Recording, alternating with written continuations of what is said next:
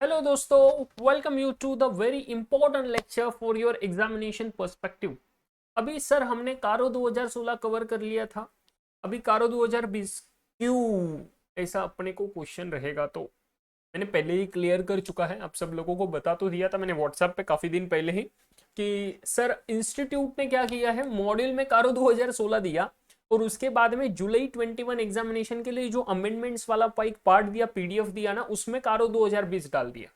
तो इसीलिए कारो 2020 एप्लीकेबल रहेगा, ये साफ साफ दिख रहा है। सही है। एंड इसीलिए मैंने बोला था कि एक नया लेक्चर में पोस्ट कर दूंगा कारो 2020 के रिगार्डिंग। एनीवे, जब अपन डिस्कशन कर रहे थे कारो 2016 के बारे में, तब मैंने आपको बताया था कि सर इतना ज्यादा कुछ डिफरेंस नहीं है, मतलब एडिशनल क्लॉजेस है। बट कारो 2016 की अगर बात करेंगे एंड 20 की बात करेंगे तो 20 में सिर्फ एडिशन हुआ है और एक जगह पे सिर्फ मर्ज हुए, दो क्लॉज मिलके एक क्लॉज बना है। ज्यादा कुछ चीजें चेंज नहीं हुई है, समझ रहे हो। इवन एप्लीकेबिलिटी वगैरह भी सेम ही है, तो कुछ भी टेंशन नहीं लेना है। कारो 2016 का लेक्चर देख लिया है ना, कोई दिक्कत नहीं है। अभी उसके अलावा अपने को सिर्फ ज्ञान में भरपाई होने वाली है, तो उतना याद करना। तो इसलिए मैंने बोला था कारो 2016 का लेक्चर देख लेना, बस लर्न मत करना। उसके हिसाब से लर्न इस हिसाब से करना, क्लॉज नंबर वगैरह, ठीक है। बिकॉज यहाँ पे क्लॉज नंबर चेंज हो जाएंगे, क्योंकि कारो 2016 में सिर्फ 16 क्लॉजेस थे और 20 में जो है कारो 2020 में 21 क्लॉजेस है। सो इतना एक चीज याद रखना है, लर्न नहीं करना था आपने अभी तक। अगर देखा नहीं रहेगा कारो 2016 तो आई विल रिकमेंड कि भैया देख लो वो चीज, सिर्फ लर्न मत करो, अंडरस्टैंडिंग के हिसाब से देख लो एंड उसके बाद में कारो 2020 में आ जाओ मेरे साथ ये करने के लिए। सही है। तो यहाँ पे और ज्यादा क्लियर हो जाएगा आपको कि कारो 2020 में एग्जैक्टली क्या हुआ है। सही है। सिर्फ एडिशन हुआ है, कुछ डिलीशन नहीं हुआ है, सो टेंशन नहीं लेना है बिल्कुल भी। सही है। एक जगह पे सिर्फ मर्ज हुआ है दो क्लॉज मिला के, तो इसीलिए बोला कि लर्न मत करो नंबर्स। लर्न नहीं करने की जरूरत पड़ेगी, तो यहाँ पे एकदम अच्छे से अंडरस्टैंडिंग के बेस पे क्लियर हो जाएगा। ठीक है।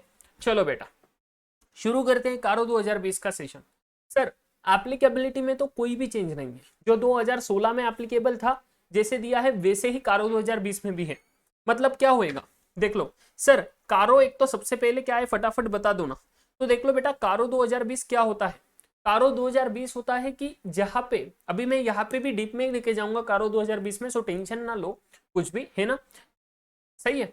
तो कारो 2020 मतलब, कारो मतलब क्या, कारो इज नथिंग बट एक ऑर्डर दिया है स्टेचुटरी ऑडिटर को, फाइनेंशियल ऑडिटर को, कि भैया जब तुम फाइनेंशियल ऑडिट करोगे ना, तो किसी स्पेसिफाइड कंपनीज के लिए क्या करना है तुम लोगों ने। किसी स्पेसिफाइड कंपनीज के लिए एक सिंपल सी बात है, कुछ कुछ स्पेसिफाइड मैटर्स दिए उसके ऊपर इंक्वायरी करना है एंड वो मैटर्स के रिगार्डिंग आपने बातें करनी है, ऑडिट रिपोर्ट में बताना है।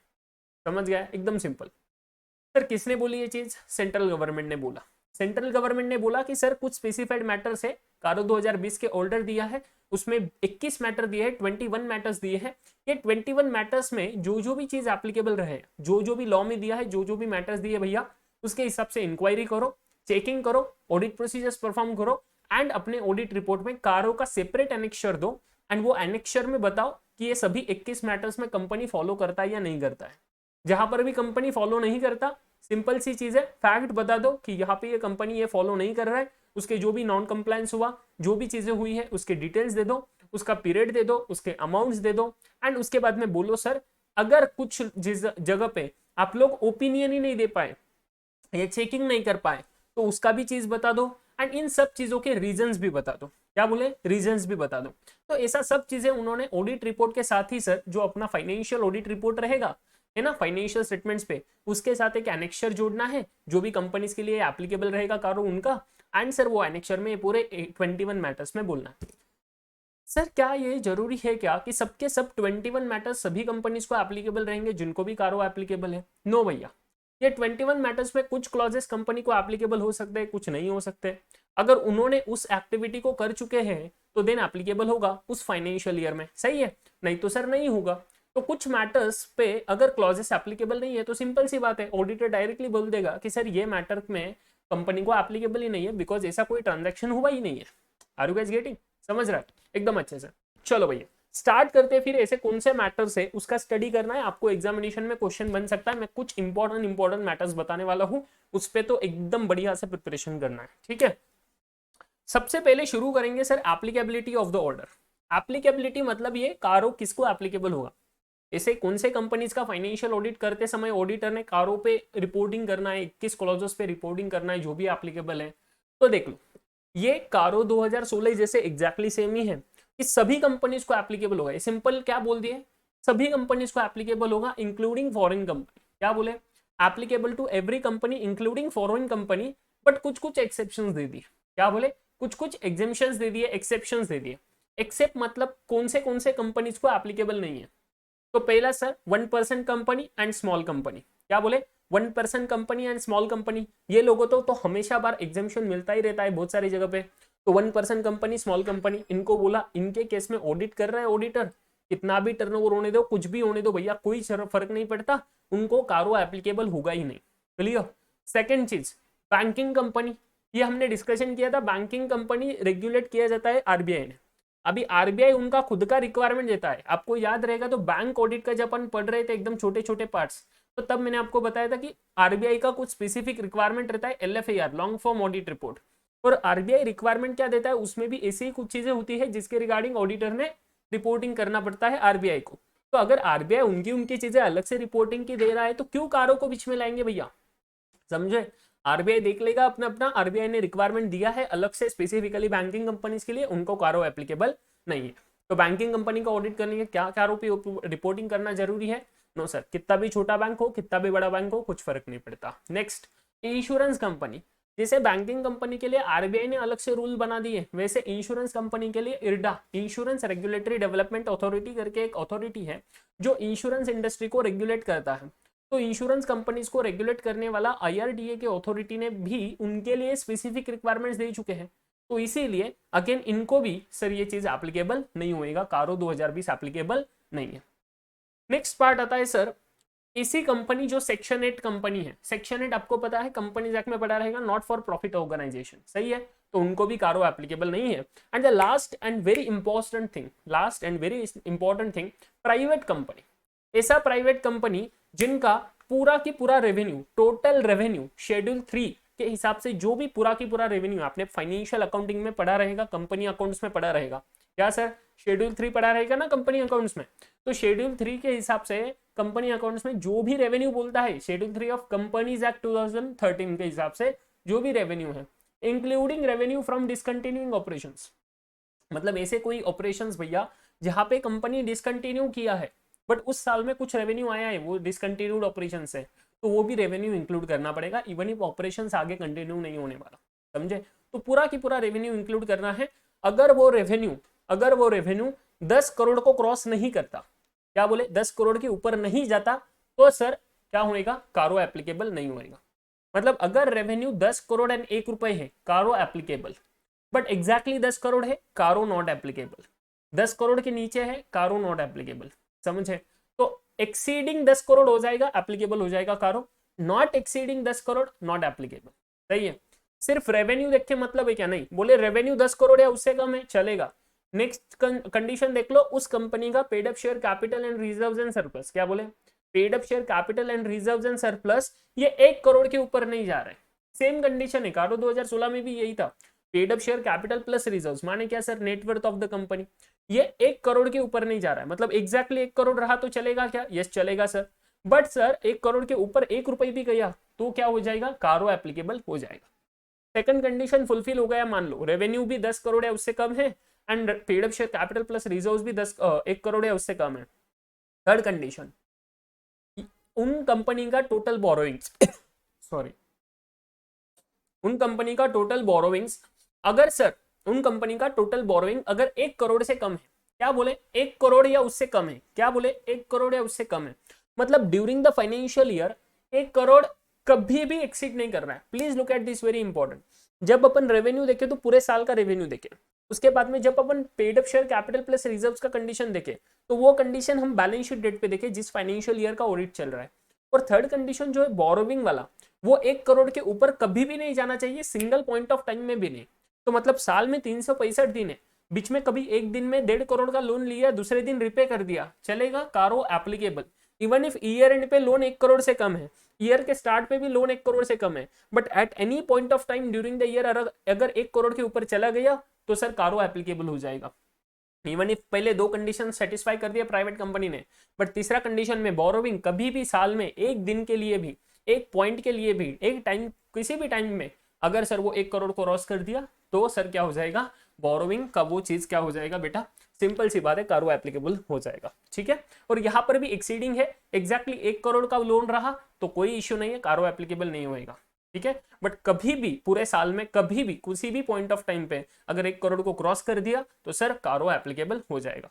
ठीक है, तो ऐसी है सर एप्लीकेबिलिटी की कंडीशन। एंड क्या बोले, फॉरेन कंपनी भी इसमें आ जाएगा, फॉरेन कंपनी को भी एप्लीकेबल हो जाएगा। ये था बेटा अपना एप्लीकेबिलिटी का situation. I hope guys you understood. देख लो, 1% company, small company, banking company जो सेक्शन 5 बैंकिंग रेगुलेशन एक्ट के हिसाब से मतलब रजिस्टर्ड बैंकिंग है। उसके बाद में इंश्योरेंस कंपनी जो इंश्योरेंस एक्ट के हिसाब से रजिस्टर्ड है। प्राइवेट कंपनी, हाँ इसमें काफी इंपॉर्टेंट चीज आता है ये वाला जो मैं आपको बताने वाला हूँ। अगर सर ऐसा कोई प्राइवेट कंपनी मान लो, SK limited, SK private limited करके मेरा कोई कंपनी है, बट ये होल्ड किया जाता है एक किसी कंपनी ने XYZ। मान लो सर इसके प्राइवेट लिमिटेड को होल्ड कर रहा है रिलायंस इंडस्ट्रीज। अभी रिलायंस इंडस्ट्रीज पब्लिक कंपनी है, तो अगर अपने कंपनी लॉ अच्छे से पढ़ा रहेगा तो आपको पता रहेगा, अगर कोई पब्लिक कंपनी कभी प्राइवेट कंपनी को होल्ड करता है तो ये डीम्ड पब्लिक कंपनी माना जाता है। सही है, ये डीम्ड पब्लिक माना जाएगा। तो सर अगर ये ऐसा सिनेरियो है तो इस प्राइवेट लिमिटेड के कंपनी के केस में कोई क्राइटेरिया एप्लीकेबल नहीं हो जाएगा, कारो एप्लीकेबल हो जाएगा 100%। क्राइटेरिया देखने का जरूरत नहीं, रेवेन्यू कम रहा तो भी चलेगा, सब चीजें क्राइटेरिया फुलफिल हो रही यहाँ की, बट फिर भी सर इनको एप्लीकेबल हो जाएगा क्योंकि ये रिलायंस इंडस्ट्रीज मतलब पब्लिक कंपनी इसको होल्ड कर रहा है। सेकेंड चीज, अगर मैंने बोला कि एसके प्राइवेट लिमिटेड किसी एक कंपनी को होल्ड करता है, मान लो एबीसी लिमिटेड, मतलब एसके प्राइवेट लिमिटेड जो जिसके लिए मैं देखने जा रहा हूं कि कारो एप्लीकेबल है या नहीं है, ये कंपनी किसी पब्लिक कंपनी को होल्ड करता है, मतलब कोई पब्लिक कंपनी इसका सब्सिडरी है और ये होल्डिंग कंपनी है, तो इन दैट केस भी सर इसको कारो एप्लीकेबल हो जाएगा, कोई ही अपने क्राइटेरिया देखना नहीं है।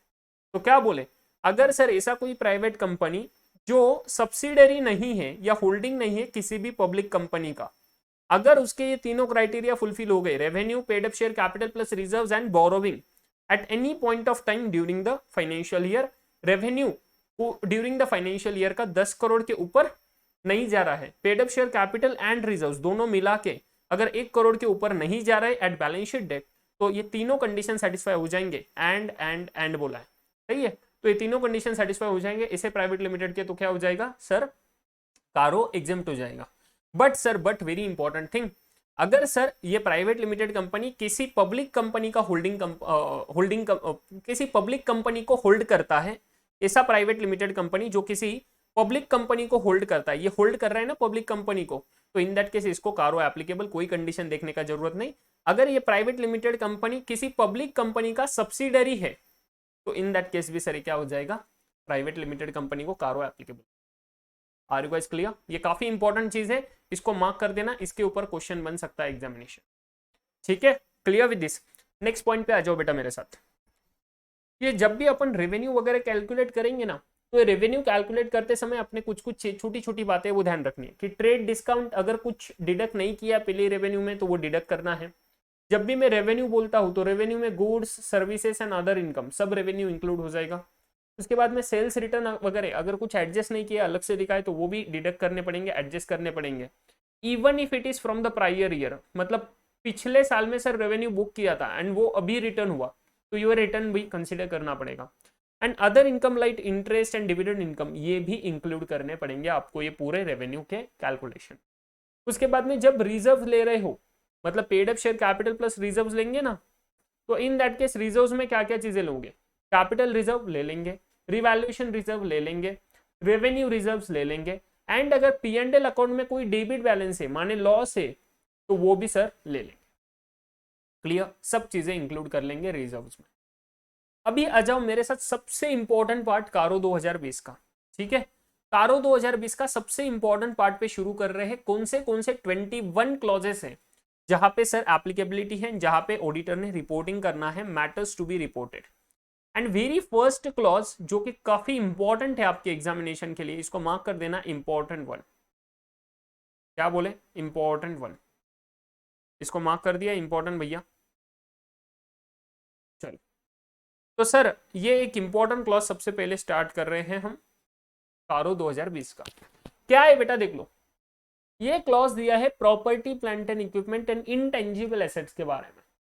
प्लीज सर, अगर कारो 2016 पढ़ा है तो वहां पे सिर्फ प्रॉपर्टी प्लांट एंड इक्विपमेंट है, तो ये फिक्स्ड एसेट्स है, बट वहां पे इंटेंजिबल एसेट नहीं था, माने कंप्यूटर सॉफ्टवेयर वगैरह कुछ चीजें होती है तो वो कारो 2016 के पहले क्लॉज में नहीं आती थी। कारो 2020 में वो इंटेंजिबल एसेट भी इंक्लूड हो जाते हैं। तो जो भी इस कलर में दिया हुआ है ना, ऐसे कलर में, वायलेट कलर में, वो सब कारो 2020 का नई नई चीज है। ओके, और ब्लैक कलर में जो है ना, वो पूरा कारो 2016 जैसे है वैसा ही है, समझे। तो एडिशन जो हुआ है वो पूरा मैंने इस कलर में दिया हुआ है नोट्स में, समझ रहे हो। तो property plant and equipment and intangible assets, इसके लिए क्लॉज एप्लीकेबल हो जाएगा। अब ये ऑडिटर ने क्या क्या मैटर्स पे रिपोर्टिंग करना है, ये क्लॉज में, क्लॉज नंबर 1 में ऑडिटर क्या करेगा, देखो। Auditor sir property plant and equipment के कंपनी ने प्रॉपर रिकॉर्ड्स मेंटेन किए या नहीं वो चेक करेगा। प्रॉपर रिकॉर्ड्स माने क्या सर, हमने देखा था फिक्स्ड एसेट रजिस्टर रहता है, फिक्स्ड एसेट्स रजिस्टर रहता है कंपनी के पास। फिक्स्ड एसेट्स रजिस्टर्ड में सर एफए के पूरे डिटेल्स रहेंगे, फिक्स्ड एसेट्स के, प्रॉपर्टी प्लांट एंड इक्विपमेंट्स के, इंटेंजिबल एसेट्स के पूरे डिटेल्स रहेंगे कि कौन सा इंटेंजिबल एसेट है, कौन सा प्रॉपर्टी प्लांट एंड इक्विपमेंट है, वो कब परचेस किया था, उसका आईडी क्या है, कहाँ पे रखा हुआ है, उसका लोकेशन, सिचुएशन के डिटेल्स, एवरीथिंग सर। उसका कॉस्ट कितना था, कितने में खरीदा था, उसको कितने में कैपिटलाइज किया, उसके ऊपर कोई एडिशनल कॉस्ट लगा तो वो कैपिटलाइज में इंक्लूड हो जाएगा, उसके ऊपर कब डिप्रिसिएशन शुरू हुआ, उसका यूजफुल लाइफ कितना है, उसका सर बेसिकली यूजफुल लाइफ के साथ उसका सैल्वेज वैल्यू कितना है, क्या है, समझ रहे हो। डेट ऑफ कैपिटलाइजेशन क्या है, डेट ऑफ परचेस क्या है, दोनों चीजें अलग हो जाएगी। डेप्रिसिएशन क्या क्या है, एवरीथिंग सर पूरा एफएआर में आता है, फिक्स्ड एसेट रजिस्टर में आता है। एंड अपने ऑडिटर ने चेक करना है कि क्या कंपनी ने इस property plant and equipments and intangible assets के प्रॉपर रिकॉर्ड्स मेंटेन किए हैं या नहीं है, including every situation and details के क्वांटिटेटिव डिटेल्स भी, मतलब सिचुएशन कहाँ पे रखा है, कैसे रखा है, लोकेशन वगैरह सब, एंड क्वांटिटेटिव डिटेल्स भी सर। मैंने जो जो अभी बोला सब चीजें उसमें एफएआर में इंक्लूड होनी चाहिए, समझे। नेक्स्ट थिंग सर, पहली चीज, इस क्लॉज में ऑडिटर ये चेक करेगा एंड रिपोर्ट करेगा कंपनी के प्रॉपर रिकॉर्ड्स है या नहीं है। अगर नहीं है तो सर तो बोल देगा कि प्रॉपर रिकॉर्ड्स मेंटेन नहीं किए, ये चीजें मेंटेन नहीं हुई, ठीक है। सेकंड चीज क्या चेक करेगा पीपी में, वो देखेगा कंपनी का रिक्वायरमेंट होता है फिजिकल वेरिफिकेशन परफॉर्म करना। क्या सर कंपनी का रिक्वायरमेंट है, यस एब्सोल्युटली। कितने सालों में करना पड़ता है, एक कुछ रीजनेबल इंटरवल पे जो भी कंपनी को सही लगता है वो। अगर जनरलिस्टिक व्यू में देखें तो मैंने कारो 2016 के टाइम पे भी आपको बताया था कि सर यूजुअली प्रैक्टिकल लाइफ में 3 साल में एक बार करने का क्या है, एक जनरलिस्टिक व्यू है कि एफए का वेरिफिकेशन फिक्स्ड एसेट्स एंड मतलब ही प्रॉपर्टी प्लांट एंड इक्विपमेंट का फिजिकल वेरिफिकेशन साल में 3 साल में एक बार तो भी होना ही चाहिए, पूरा 100% फिक्स्ड एसेट्स का।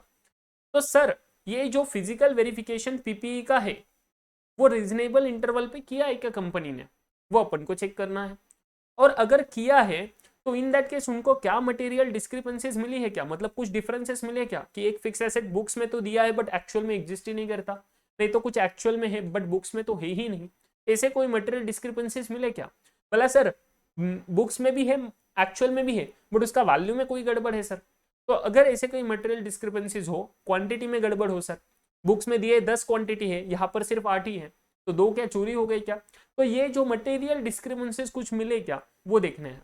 और अगर मटेरियल डिस्क्रिपेंसीज मिले होंगे कंपनी को मैनेजमेंट को, तो इन दैट केस उसको प्रॉपरली बुक्स ऑफ अकाउंट्स में ट्रीटमेंट दिया है या नहीं, ये भी आपने चेक करना है, समझ गया। पहली चीज देखनी है कि property plant and equipments and intangible assets के पूरे प्रॉपर रिकॉर्ड्स मेंटेन किए क्या, including it's quantitative and situation details.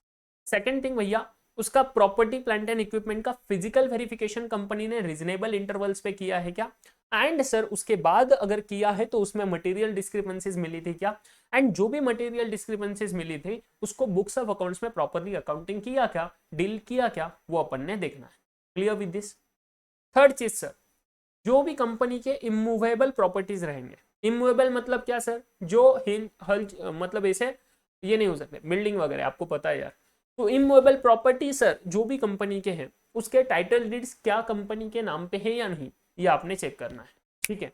अभी काफी एक बड़ा अमेंडमेंट यहाँ पे आ जाता है कारो 2020 में, जो 2016 में नहीं था। Title deeds of immovable property but other than, बोले ऐसे properties where the company is the lessee and lease agreements are duly executed in the favor of lessee। क्या बोले, आपको याद होगा या पता होगा या कंपनी अकाउंट्स में या फाइनेंशियल अकाउंट्स में इंक्लूड किया होगा मे बी ये वाला लीज वाला पार्ट कि सर अगर फाइनेंस लीज रहता है तो इन दैट केस क्या होता है, फाइनेंस लीज रहता है तो मान लो मैंने आपसे कोई इमूवेबल प्रॉपर्टी खरीदा, एक्चुअल में खरीदा नहीं सर, वो खरीदा छोड़ दो, मैंने आपसे कोई इमूवेबल प्रॉपर्टी लीज पे लिया, बट वो काफी सालों के लिए है, काफी बड़ा अमाउंट है सर उसका, एंड ये जो है ये अगर मैं ऐसा मान लूं तो अकाउंटिंग के हिसाब से मैं देखूं, मान लो उसको फाइनेंस लीज बोला, क्या है फाइनेंस लीज। अभी जैसे ही मैं आपसे कोई एसेट लेता हूं तो फाइनेंस लीज के हिसाब से मुझे वो एसेट मेरे बुक्स ऑफ अकाउंट्स में दिखाना पड़ता है। तो अगर सर ऐसा कोई प्रॉपर्टी है जहां पे जो कंपनी का आप ऑडिट कर रहे हो उस कंपनी ने कोई एसेट लीज पे लिया एंड वो लीजी है, लीजी मतलब जिसने लीज पे लिया वो, जिसने लीज पे दिया वो होगा लेसॉर, सही है। तो अगर कंपनी लीजी है एंड अगर वो लीज का एग्रीमेंट एग्जीक्यूट हुआ है लेजी के फेवर में, तो इन दैट केस क्या होएगा, उस प्रॉपर्टी को आपने यहाँ पे टाइटल डीड का कोई चेक नहीं करना है, समझे। बिकॉज ऐसे प्रॉपर्टीज का टाइटल डीड कैसे आएगा, अरे ऐसे प्रॉपर्टीज का तो लीज एग्रीमेंट आएगा जो लीजी के नाम पे रहेगा, सही है। तो आपने चेक करना है ऐसे प्रॉपर्टीज का लीज एग्रीमेंट लीजी के नाम पे है क्या, एंड वो छोड़ के ऐसी प्रॉपर्टीज लीज पे ली हुई प्रॉपर्टी छोड़ के सर बाकी सभी मूवेबल प्रॉपर्टीज क्या कंपनी के नाम पे है या नहीं, वो चेक करना है। तो क्या सर यहाँ पे हम 100% लीज एग्रीमेंट्स देखेंगे, सॉरी 100% इमूवेबल प्रॉपर्टीज देखेंगे, यस एब्सोल्युटली पूरे के पूरे इमूवेबल प्रॉपर्टीज देखने की जरूरत होती है। तीन चीजें देख ली, पहला चीज था प्रॉपर रिकॉर्ड्स मेंटेन किए हैं क्या, including quantitative and situation details. Second thing physical verification reasonable interval पे परफॉर्म किया क्या, अगर उसमें मटेरियल डिस्क्रिपेंसीज मिली तो उसका बुक्स ऑफ अकाउंट्स में प्रॉपर ट्रीटमेंट किया क्या। थर्ड चीज जो भी इमूवेबल प्रॉपर्टीज है अदर देन जो लीज पे ली हुई प्रॉपर्टी है जिसका लीज एग्रीमेंट कंपनी के नाम पे है, तो सर वैसे अदर देन ये प्रॉपर्टी छोड़ के सभी प्रॉपर्टीज इमूवेबल प्रॉपर्टीज क्या उसके टाइटल डीड्स कंपनी के नाम पे है क्या, और अगर नहीं है तो उसका पूरा डिटेल्स उन्होंने देना पड़ेगा कारों के रिपोर्टिंग में कि कौन से इमूवेबल प्रॉपर्टीज हैं जिसका टाइटल डीड कंपनी के नाम पे नहीं है, वो पूरा डिटेल्स देना पड़ेगा। Clear, if not provide the details thereof. Next point आता है सर, अभी ये 3 पॉइंट्स थे सर कुछ कुछ हद तक कारो 2016 में भी, सही है, बट अभी सर नेक्स्ट पॉइंट आ जाता है कारो 2020 में पूरा नया, क्या बोले देख लो एकदम अच्छे से। अभी कारो 2020 में अगर अपन देखें तो इंडेस वगैरह आ चुके हैं, इंडियन अकाउंटिंग स्टैंडर्ड्स आए हैं, और सर जो अपना पीपीई का स्टैंडर्ड है प्रॉपर्टी प्लांट एंड इक्विपमेंट, जो पहले फिक्स्ड एसेट्स का होता था मेरा स्टैंडर्ड AS10, अभी जो पीपीई का स्टैंडर्ड है सर वो नया हो गया ना, रिवाइज हो गया, AS10 रिवाइज हो गया, तो उसको भी प्रॉपर्टी प्लांट एंड इक्विपमेंट बोला, और AS6 हट गया और वो इसमें आ गया AS10 में। तो अभी AS10 में भी रीवैल्यूएशन का प्रिंसिपल आया है, आपको पता ही होगा, अपने अकाउंट्स में पढ़ा होगा। तो सर अगर प्रॉपर्टी प्लांट एंड इक्विपमेंट्स का रीवैल्यूएशन हुआ है, देख लो एकदम अच्छे से, weather the company has revalued it's property plant and equipments including rights of use assets. अब ये राइट्स ऑफ यूज एसेट्स क्या होता है सर, जब भी मैं फाइनेंस लीज पे कुछ चीज लेता हूं ना तो वहां पे rights of use asset create होता है, मतलब सर मैं मेरे बुक्स ऑफ अकाउंट्स में जो एसेट दिखाता हूं ना that asset is with respect to this rights of use assets, ROU asset. क्या मैं उसको एज अ बिल्डिंग करके दिखाऊंगा अगर मैंने बिल्डिंग लीज पे लिया तो, नो, मैं राइट्स ऑफ यूज एसेट्स करके ट्रीटमेंट दिखाता हूं, एंड इक्विवेलेंट मेरा लायबिलिटी भी आता रहता है लायबिलिटी साइड में, सही है, क्लियर विद दिस। तो ये सर जो पीपीई है and rights of use asset है इसको शॉर्ट में बोला जाता है ROU asset, ROU asset, okay. तो ये जो PPE and rights of use assets है अगर कंपनी ने इसका रीवैल्यूएशन किया हुआ है, और इंटेंजिबल एसेट्स का भी या सभी का सर, पीपीई का किया है, राइट्स ऑफ यूज एसेट्स का किया है, और सर इंटेंजिबल एसेट्स का किया है, या ये तीनों का किया है sir revaluation during the year, जिस साल का ऑडिट कर रहे हैं उस साल में, एंड अगर किया है तो रीवैल्यूएशन जो किया वो based on the valuation by registered valuer है क्या, वो अपन ने देखना, ऑडिटर ने क्या देखना है, अगर कंपनी ने कोई भी PPE including its what rights of use assets और इंटेंजिबल एसेट्स और बोथ रिवैल्यू किया है during the year, then you have to check it out, auditor has to check it out, what beta, whether that revaluation has been done according to registered value by the registered value, क्या वो revaluation जो registered valuer ने किया हुआ है क्या, वो देखना है, एंड उसके बाद में रजिस्टर्ड वैल्यूअर के वैल्यूएशन के हिसाब से किया हुआ है क्या वो देखना है। उसके बाद में उसमें जो भी अमाउंट हुआ है चेंज, मतलब पहले एसेट मेरा था 100 रुपए पे, अभी रीवैल्यू कर दिया 120 पे। क्या बोले, 100 रुपए पे एसेट्स था बुक वैल्यू, इसको रीवैल्यू कर दिया 120 पे। तो ये जो चेंज हुआ ना भैया 20 रुपए का, ये चेंज है, बताना पड़ेगा। Specify the amount of change if the change is 10% और मोर। मुझे बोलो यहाँ पे 10% से ज्यादा है क्या, यस, तो यहाँ पे बताना पड़ेगा। मैं अगर बोलूं मेरा जो एसेट था वो था 100 रुपए का, बट उसका रिवैल्यूएशन हमने किया कोई 105 पे, अभी जो चेंज हुआ वो 5 का है, लेस देन 10%, तो क्या ये बताने का जरूरत है कारो रिपोर्टिंग में, नहीं सर। अगर मोर देन 10% का चेंज हो तो ही बताना है मेरे कारो के रिपोर्टिंग में। क्या बोले, specify the amount of change if the change is 10% और मोर, 10% या उससे ज्यादा है चेंज का अमाउंट तो बताना जरूरी है। In the aggregate of the net carrying value of each class of PPE and intangible assets. तो जब मैं चेंज वगैरह देखूंगा ना तो थोड़ा डीप में जाना चाहूंगा इसमें। क्लास ऑफ एसेट देख रहा हूं मैं, क्या बोला, क्लास के हिसाब से चेंज देखना है मुझे। मतलब सर फर्नीचर एंड फिक्सचर्स का एक क्लास होता है, उसके बाद में बिल्डिंग का एक क्लास होता है, उसके बाद में सॉफ्टवेयर का एक क्लास रहेगा, मतलब इनटेंजिबल एसेट्स में पूरा ये क्लास रहेगा, सही है, इनटेंजिबल एसेट। उसके बाद में सर ऑफिस इक्विपमेंट का एक क्लास रहता है, इनटेंजिबल। उसके बाद में ऑफिस इक्विपमेंट का एक क्लास ऑफ एसेट रहेगा, सही है। अभी हमने देखना है कि ये जो भी चेंजेस हुए हैं ना, अभी मान लो फर्नीचर 100 का 120 हुआ, तो मतलब 10% से ज्यादा है, चलो ये दिखाना पड़ेगा चेंज रिवैल्यूएशन का। उसके बाद में सर बिल्डिंग जो है वो 5 लाख था, उसका हो गया सर कोई 5,40,000, तो ये 10% से कम है, ये दिखाने का जरूरत नहीं है। क्यों, because class of asset level पे ये 10% से ज्यादा है तो दिखाना है, क्लास ऑफ एसेट लेवल पे ये 10% से कम है रिवैल्यूएशन चेंज, तो ये नहीं दिखाना है। अगर मैं बोलूं ऑफिस इक्विपमेंट था 100 और ये हो गया रिवैल्यू करके 110, क्या दिखाना है क्या, यस सर। क्यों, बिकॉज क्लास लेवल पे 10% या उससे ज्यादा है क्या नहीं, वो दोनों देखना है। मोर देन इक्वल टू 10% देखना पड़ता है, सिर्फ इक्वल टू 10% क्या नहीं, मोर देन इक्वल टू 10%। तो अगर ये एग्जैक्टली 10% भी है तो भी ये चेंज दिखाना पड़ेगा, कारो रिपोर्टिंग में स्पेसिफाई करना पड़ेगा।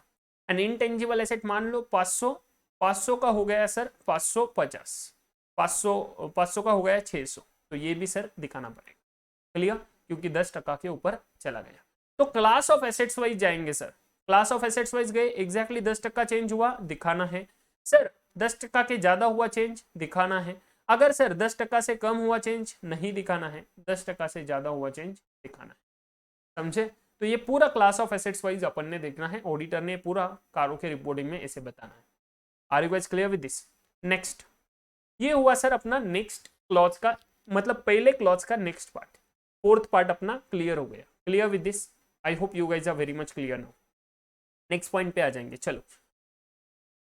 अगर सर आपको शायद ये पता नहीं होगा, एक नया लॉ आया था 2020 में, क्या बोले सर, जो भी लोगों की बेनामी प्रॉपर्टीज है, क्या बोले, जो भी लोगों की बेनामी प्रॉपर्टीज है, वो बेनामी प्रॉपर्टीज मतलब कौन सी सर, एक प्रॉपर्टी है मेरा बट उस मेरे नाम पे नहीं है, बट मेरा प्रॉपर्टी है बट मेरे नाम पे नहीं है, या किसी के भी नाम पे नहीं है, ऐसा कोई तो सर बकवास चीज चल रहा है, मेरे नाम पे नहीं है, जो बंदा वो उसका ओनरशिप होल्ड करता है उसके नाम पे नहीं, किसी और के नाम पे ही है, बट आप दिखाते हो, आपके बुक्स ऑफ अकाउंट्स में बैलेंस शीट में दिखता है वो एसेट, बट वो आपके नाम पे नहीं है, बेनामी मतलब किसी और के नाम पे है।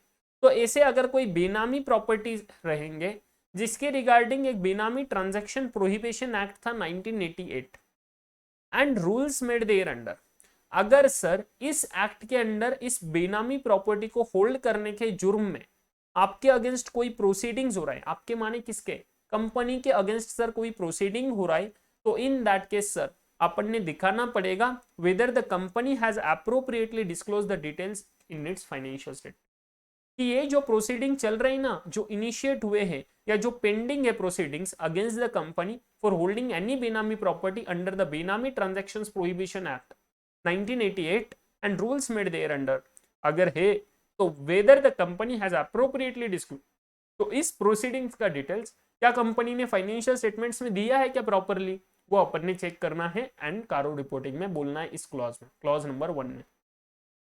अरे क्लॉज तो कितना बड़ा हो गया, जब कारो 2016 पढ़े थे कितना छोटा था। यस, तो ये 3 ही क्लॉज थे ना उसमें कारो 2016 में, अभी ये 2 चीजें बड़ी आ गई इसमें, समझा। तो ये है भैया आपका क्लॉज नंबर 1, खत्म हो गया इधर property plant and equipment and intangible asset का। क्लियर विद दिस, 5 चीजें हैं, प्रॉपर रिकॉर्ड्स, उसके बाद में फिजिकल वेरिफिकेशन रीजनेबल इंटरवल पे, अगर सर मटेरियल डिस्क्रिपेंसी है तो properly dealt in the books of accounts or not. Third चीज, title deeds of all immovable properties and what other than properties, ऐसा कोई जो लीज पे है, जिसका लीज एग्रीमेंट लेजी के नाम पे है, कंपनी के नाम पे है, सही है। तो ये सभी इनके टाइटल डीड्स किसके, पूरे इमूवेबल प्रॉपर्टीज के, other than that lease property, अगर सर कंपनी के नाम पे है क्या, अगर नहीं है तो उसके डिटेल्स दे दो।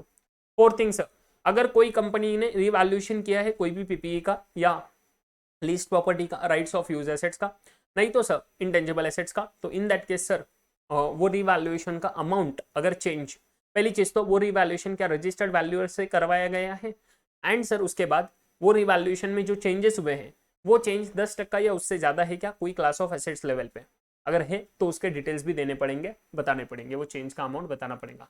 एंड लास्ट थिंग, अगर बेनामी प्रॉपर्टी एक्ट के अंडर, ट्रांजैक्शन प्रोहिबिशन एक्ट के अंडर बेनामी प्रॉपर्टी अगर कंपनी कोई होल्ड करता है एंड उसके अगेंस्ट, कंपनी के अगेंस्ट कोई उसके लॉ के अंडर कोई प्रोसीडिंग्स हो रहे हैं जो पेंडिंग है या जो इनिशिएट हुए, जो शुरू हुए एंड जो पेंडिंग है, तो वो प्रोसीडिंग्स के डिटेल्स कंपनी ने क्या दिखाए है, क्या फाइनेंशियल स्टेटमेंट में डिस्क्लोजर दिए है क्या नहीं, वो अपन ने देखना है एंड कारों में रिपोर्ट करना है, clause number 1, very important clause for your examination perspective. Are you guys clear with this, and इसमें इंटेंजिबल एसेट भी इंक्लूड हो जाता है, याद रखना। चलो क्लियर है, अभी बढ़ेंगे आगे with your next clause, inventory. Inventory में अगेन सर कारो 2016 में एक ही चीज था कि जो फिजिकल वेरिफिकेशन है, इसको भी मार्क कर दो इंपॉर्टेंट 1 एग्जामिनेशन पर्सपेक्टिव से। इन्वेंट्री के क्लॉज में क्या बोलता है कि जो भी कंपनी का फिजिकल वेरिफिकेशन करना है इन्वेंट्री का, अभी सर वो रीजनेबल इंटरवल पे किया या नहीं, अभी यूजुअली फिक्स्ड एसेट देखें तो 3 साल में एक बार किया जाता है, बट उसको रीजनेबल माना जाता है, बट इन्वेंट्री को हर साल में एक बार तो होना ही चाहिए, दैट इज द रीजनेबल। तो with in 12 months at least it should be done, तो ये रीजनेबल इंटरवल होता है। तो आपने चेक करना है क्या कंपनी ने फिजिकल वेरिफिकेशन किया है इन्वेंट्री का एट द रीजनेबल इंटरवल या नहीं किया है, वो अपन ने चेक करना है। Are you guys clear with this? और अगर किया है सर, अच्छे से ध्यान रखो, जो भी कवरेज किया फिजिकल वेरिफिकेशन में और जो भी प्रोसीजर फॉलो की फिजिकल वेरिफिकेशन के लिए, क्या वो प्रोसीजर सही थी क्या नहीं, वो भी चेक करना जरूरी। ये चीज कारो 2016 में नहीं था। अभी आपको ये भी देखना है क्या कंपनी ने सही प्रोसीजर, एप्रोप्रिएट प्रोसीजर फॉलो किया, एंड जितना भी इन्वेंट्री वेरिफिकेशन किया, फिजिकल वेरिफिकेशन किया, क्या उसका कवरेज सही था क्या। मतलब सर इनके पास 100 करोड़ का इन्वेंट्री है, 100 करोड़ में से कंपनी ने सैंपल बेसिस पे किया, एंड कुछ सर मान लो 20 करोड़ का इन्वेंट्री का फिजिकल वेरिफिकेशन किया, क्या ये 20 करोड़ का जो कवरेज हुआ फिजिकल वेरिफिकेशन में, क्या वो अप्रोप्रिएट है, क्या सर वो होना चाहिए था 25 करोड़ या 30 करोड़ या 40 करोड़, ये अपन ने देखना है और कारों में रिपोर्टिंग करना। सर कैसे डिसाइड करेंगे, based upon lot of factors, अपन सैम्पलिंग में पढ़े हैं ना, सैम्पलिंग डिसाइड करते समय based upon risk and lot of factors, you have to check it out, and उस बेसिस पे देखना है क्या ये 20 करोड़ का जो कवरेज हुआ भैया, ये 20 करोड़ का कवरेज एप्रोप्रिएट है या नहीं है, ये भी आपने कारो 2020 में बताना जरूरी है। क्लियर इस क्लॉज में, क्लॉज नंबर 2 में। उसके बाद आता है भैया नेक्स्ट वाला चीज, अगर ये डिस्क्रिपेंसी है फिजिकल वेरिफिकेशन करने के बाद, तो अपन ने ये देखा था भैया, इधर फिक्स्ड एसेट्स में आ जाओ मेरे साथ।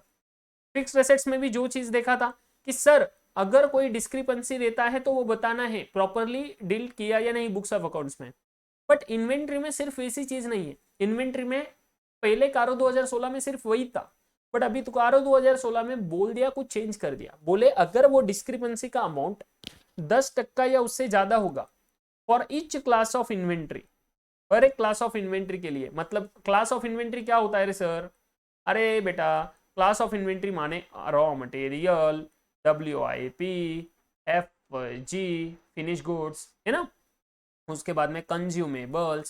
सो इसे ईच क्लास ऑफ इन्वेंट्री के लिए बेसिकली सर क्या उस डिस्क्रिपेंसी का अमाउंट अगर 10% या उसके ऊपर जाता है, तो क्या उस मटेरियल डिस्क्रिपेंसी को, अभी ये मटेरियल कितना हुआ, ये मटेरियलिटी का डेफिनेशन इधर इन्होंने डिस्क्लोज कर दिया। सिर्फ बोला जाता था कि material discrepancy, but sir material कितना, वो मटेरियल यहाँ पे कारो 2020 में इन्होंने स्पेसिफाई कर दिया कि 10% या उसके ऊपर अगर डिस्क्रिपेंसी जाता है किसी क्लास ऑफ इन्वेंट्री के हिसाब से, हर एक क्लास में, तो इन दैट केस उसको माना जाएगा मटेरियल। एंड सर उसका फिर प्रॉपरली ट्रीटमेंट हुआ है क्या बुक्स ऑफ अकाउंट्स में, वो अपने चेक करना।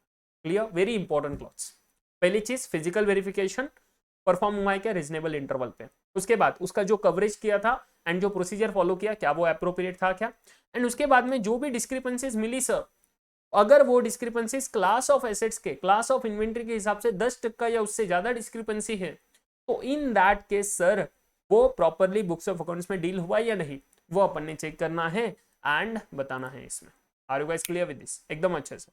चलो उसके बाद में एक नई चीज बोली सर इसमें, whether during any point of time, साल में कभी भी सर अगर कंपनी ने कोई वर्किंग कैपिटल लिमिट लिया है in excess of 5 crore rupees, 5 crore के ऊपर अगर कंपनी ने कभी भी साल में वर्किंग कैपिटल का लिमिट लिया होगा बैंक से, in aggregate from the banks financial institutions on the basis of security of current assets, जो वर्किंग कैपिटल लिया वो इन्होंने करंट एसेट्स जिसमें इन्वेंट्री आता है उसको सिक्योरिटी रखे, उसको एज अ सिक्योरिटी बना के लिया है, whether the quarterly return statements filed by the company with such banks and financial institutions are in agreement with the books of accounts of the company या नहीं, वो चेक करना। सर ये नहीं समझा, अरे सिंपल सी बात है, देख लो मैं बोला ये जो कंपनी है इस कंपनी ने कोई वर्किंग कैपिटल लिमिट लिया, ये एक बैंक था, ओके ये बैंक था, अभी ये बैंक से इन्होंने वर्किंग कैपिटल लिमिट लिया, कितना सर,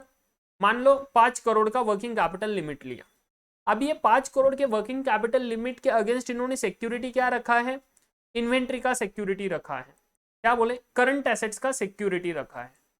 अभी करंट एसेट्स का सिक्योरिटी जो रखा ना इन्होंने 5 करोड़ के वर्किंग कैपिटल लिमिट के अगेंस्ट, इसमें इन्वेंट्री आता है, इसके लिए काफी जरूरत चीज है, क्या बोलते हैं ये जो वर्किंग कैपिटल लिमिट आया ना जिसके अगेंस्ट इन्होंने करंट एसेट्स का सिक्योरिटी रखा, ये वर्किंग कैपिटल के अगेंस्ट बैंक्स इनको हर बार टाइमली बेसिस पे, क्वार्टरली बेसिस पे स्टेटमेंट्स मांगेगा। अगर कोई बैंक से लोन लेते तो आपको पता है, सीसी वगैरह लेते तो बैंक से आपको पता है कि क्वार्टरली स्टेटमेंट सबमिट करना पड़ता है, किसका सर, स्टॉक स्टेटमेंट सबमिट करना पड़ता है। तो ये जो स्टॉक स्टेटमेंट बैंक को देना पड़ता है और ये जो इन्होंने दिया रहेगा बैंक को, क्या उसके डिटेल्स इनके बुक्स ऑफ अकाउंट से मैच होते हैं क्या, वो अपन ने चेक करना है, समझे। एंड वो हमने कारो 2020 में बताना है, क्या ये 2020 में बताने वाला नया चीज है या नहीं, एब्सोल्युटली है सर, ये काफी इंपॉर्टेंट चीज है, क्या ये दोनों मैच होते हैं या नहीं होते हैं, ये हमने चेक करना है या बताना है इसमें। Clear with this? This is very important thing, कारो 2020 में ये एक नया चीज आया हुआ है। तो इस हिसाब से सर क्लॉज नंबर 2 आपका कवर होता है विथ रिस्पेक्ट टू इन्वेंट्री भी। Clear with this? एकदम अच्छे से क्लियर, कोई शंका कोई सवाल नहीं होना चाहिए, ओके। और अगर हो तो मुझे डायरेक्टली मैसेज कर दोगे and we will clear it out, okay. एकदम अच्छे से क्लॉज नंबर 2 तक एकदम अच्छे से आपका क्लियर हो गया होगा, मुझे ऐसे लग रहा है, ठीक है। अभी आ जाओ मेरे साथ क्लॉज नंबर 3 पे। क्लॉज नंबर 3 तो बहुत लंबा चौड़ा है सर, बड़ा बड़ा है, चलो कोई दिक्कत नहीं, एकदम अच्छे से कवर कर लेंगे, एकदम ईजी क्लॉज है। हमने देखा था सर क्लॉज नंबर 3 में क्या है कि अगर कंपनी ने कोई लोन, इन्वेस्टमेंट, गारंटी, सिक्योरिटी और एडवांसेस दिए हैं इन द नेचर ऑफ लोन, ये हमने देखा था सेक्शन 189 पार्टीज के, सही है, कारो 2016 में। अभी अच्छे से पढ़ो, whether during the year the company has made investments in provided any guarantee और security or granted any loans और advances in the nature of loans secured or unsecured to companies, firms, LLP और any other parties if so। अगर sir कोई भी parties को वगैरह, companies को, firms को, LLP को, कंपनी में कोई इन्वेस्टमेंट्स किया है, उनको कोई गारंटी और सिक्योरिटी दिया है, या उनको कोई लोन या एडवांसेस दिया है और advances in the nature of loan से सर, तो इन दैट केस चाहे वो सिक्योर्ड हो या अनसिक्योर्ड हो सर, वो अपने को दिखाना पड़ेगा, वो ऑडिटर को बताना पड़ेगा कारों में क्या ऐसा कोई सिनारियो है क्या, सही है।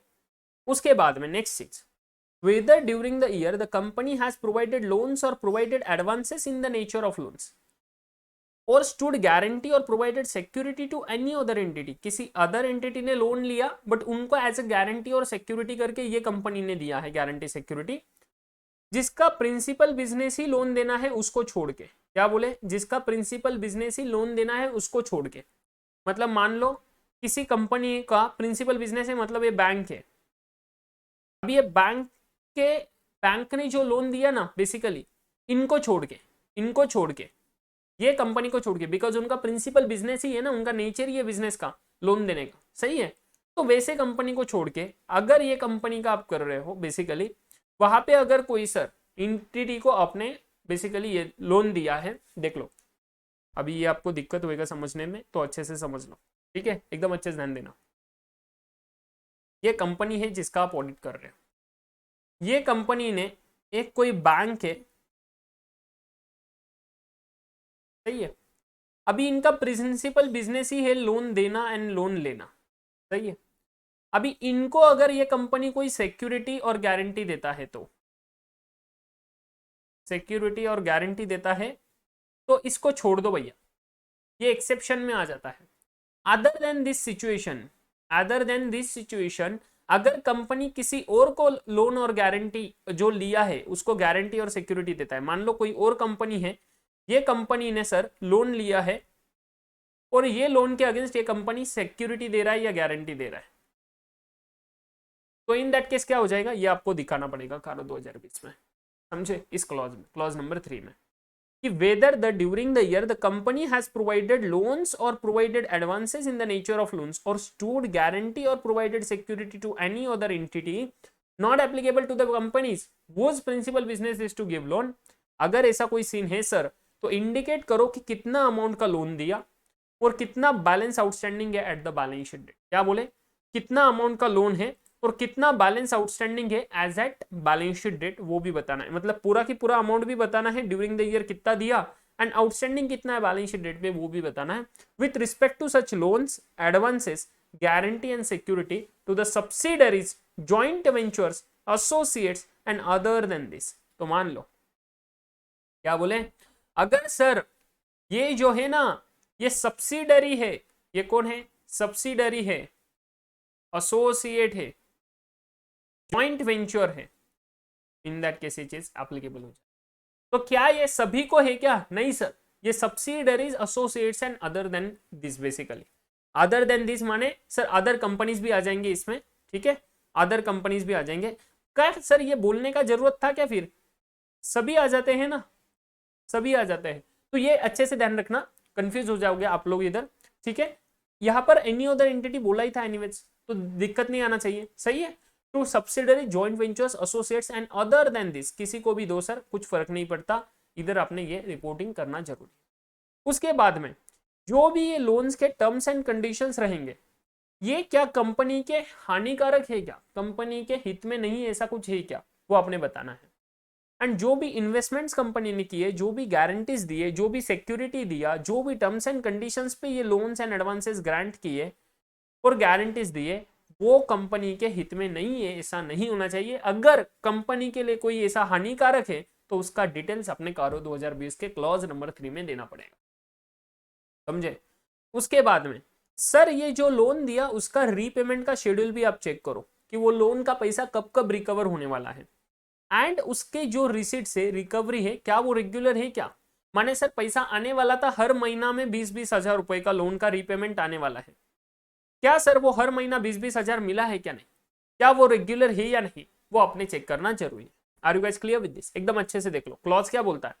In respect of loans and advances, in respect of loans and advances in the nature of loans, whether the respect of loans and advances in the nature, ये डबल हुआ, in respect of nature of advances, loans and advances in the nature of loans, whether the schedule of repayment of principal and payment of interest, interest and principal का payment दोनों वो proper time पे आया है क्या, again ये भी double हुआ यार, has been stipulated and whether the repayments are regular or not, ये अपने चेक करना, क्लियर, ये हटा देना जो भी डबल हुआ, ठीक है। मतलब प्रिंसिपल एंड उसका इंटरेस्ट का पेमेंट क्या रेगुलर बेसिस पे मिल रहा है या नहीं कंपनी को, वो देना है। सर अगर नहीं मिल रहा है तो क्या, तो सर अगर आपको टाइम पे नहीं मिल रहा है पैसा, रेगुलर बेसिस पे नहीं मिल रहा है जब भी मिलना चाहिए, जो भी रिपेमेंट शेड्यूल है उसके हिसाब से, एंड वो ओवरड्यू है, बट वो ओवरड्यू अगर 90 दिन के ऊपर चला जाता है तो क्या कंपनी ने कोई रिकवरी करने के लिए प्रॉपर स्टेप्स लिए या नहीं, वो आपने कारो 2020 के क्लॉज 3 में बता, क्लियर। एंड उसके बाद में जो भी लोन है सर, वेदर एनी लोन और advance in the nature of loan granted which has fallen due during the year, इस साल सर ड्यू हुआ था वो मिलने के लिए, वो रिन्यू हो गया और एक्सटेंड हो गया नए लोन के थ्रू, सही है।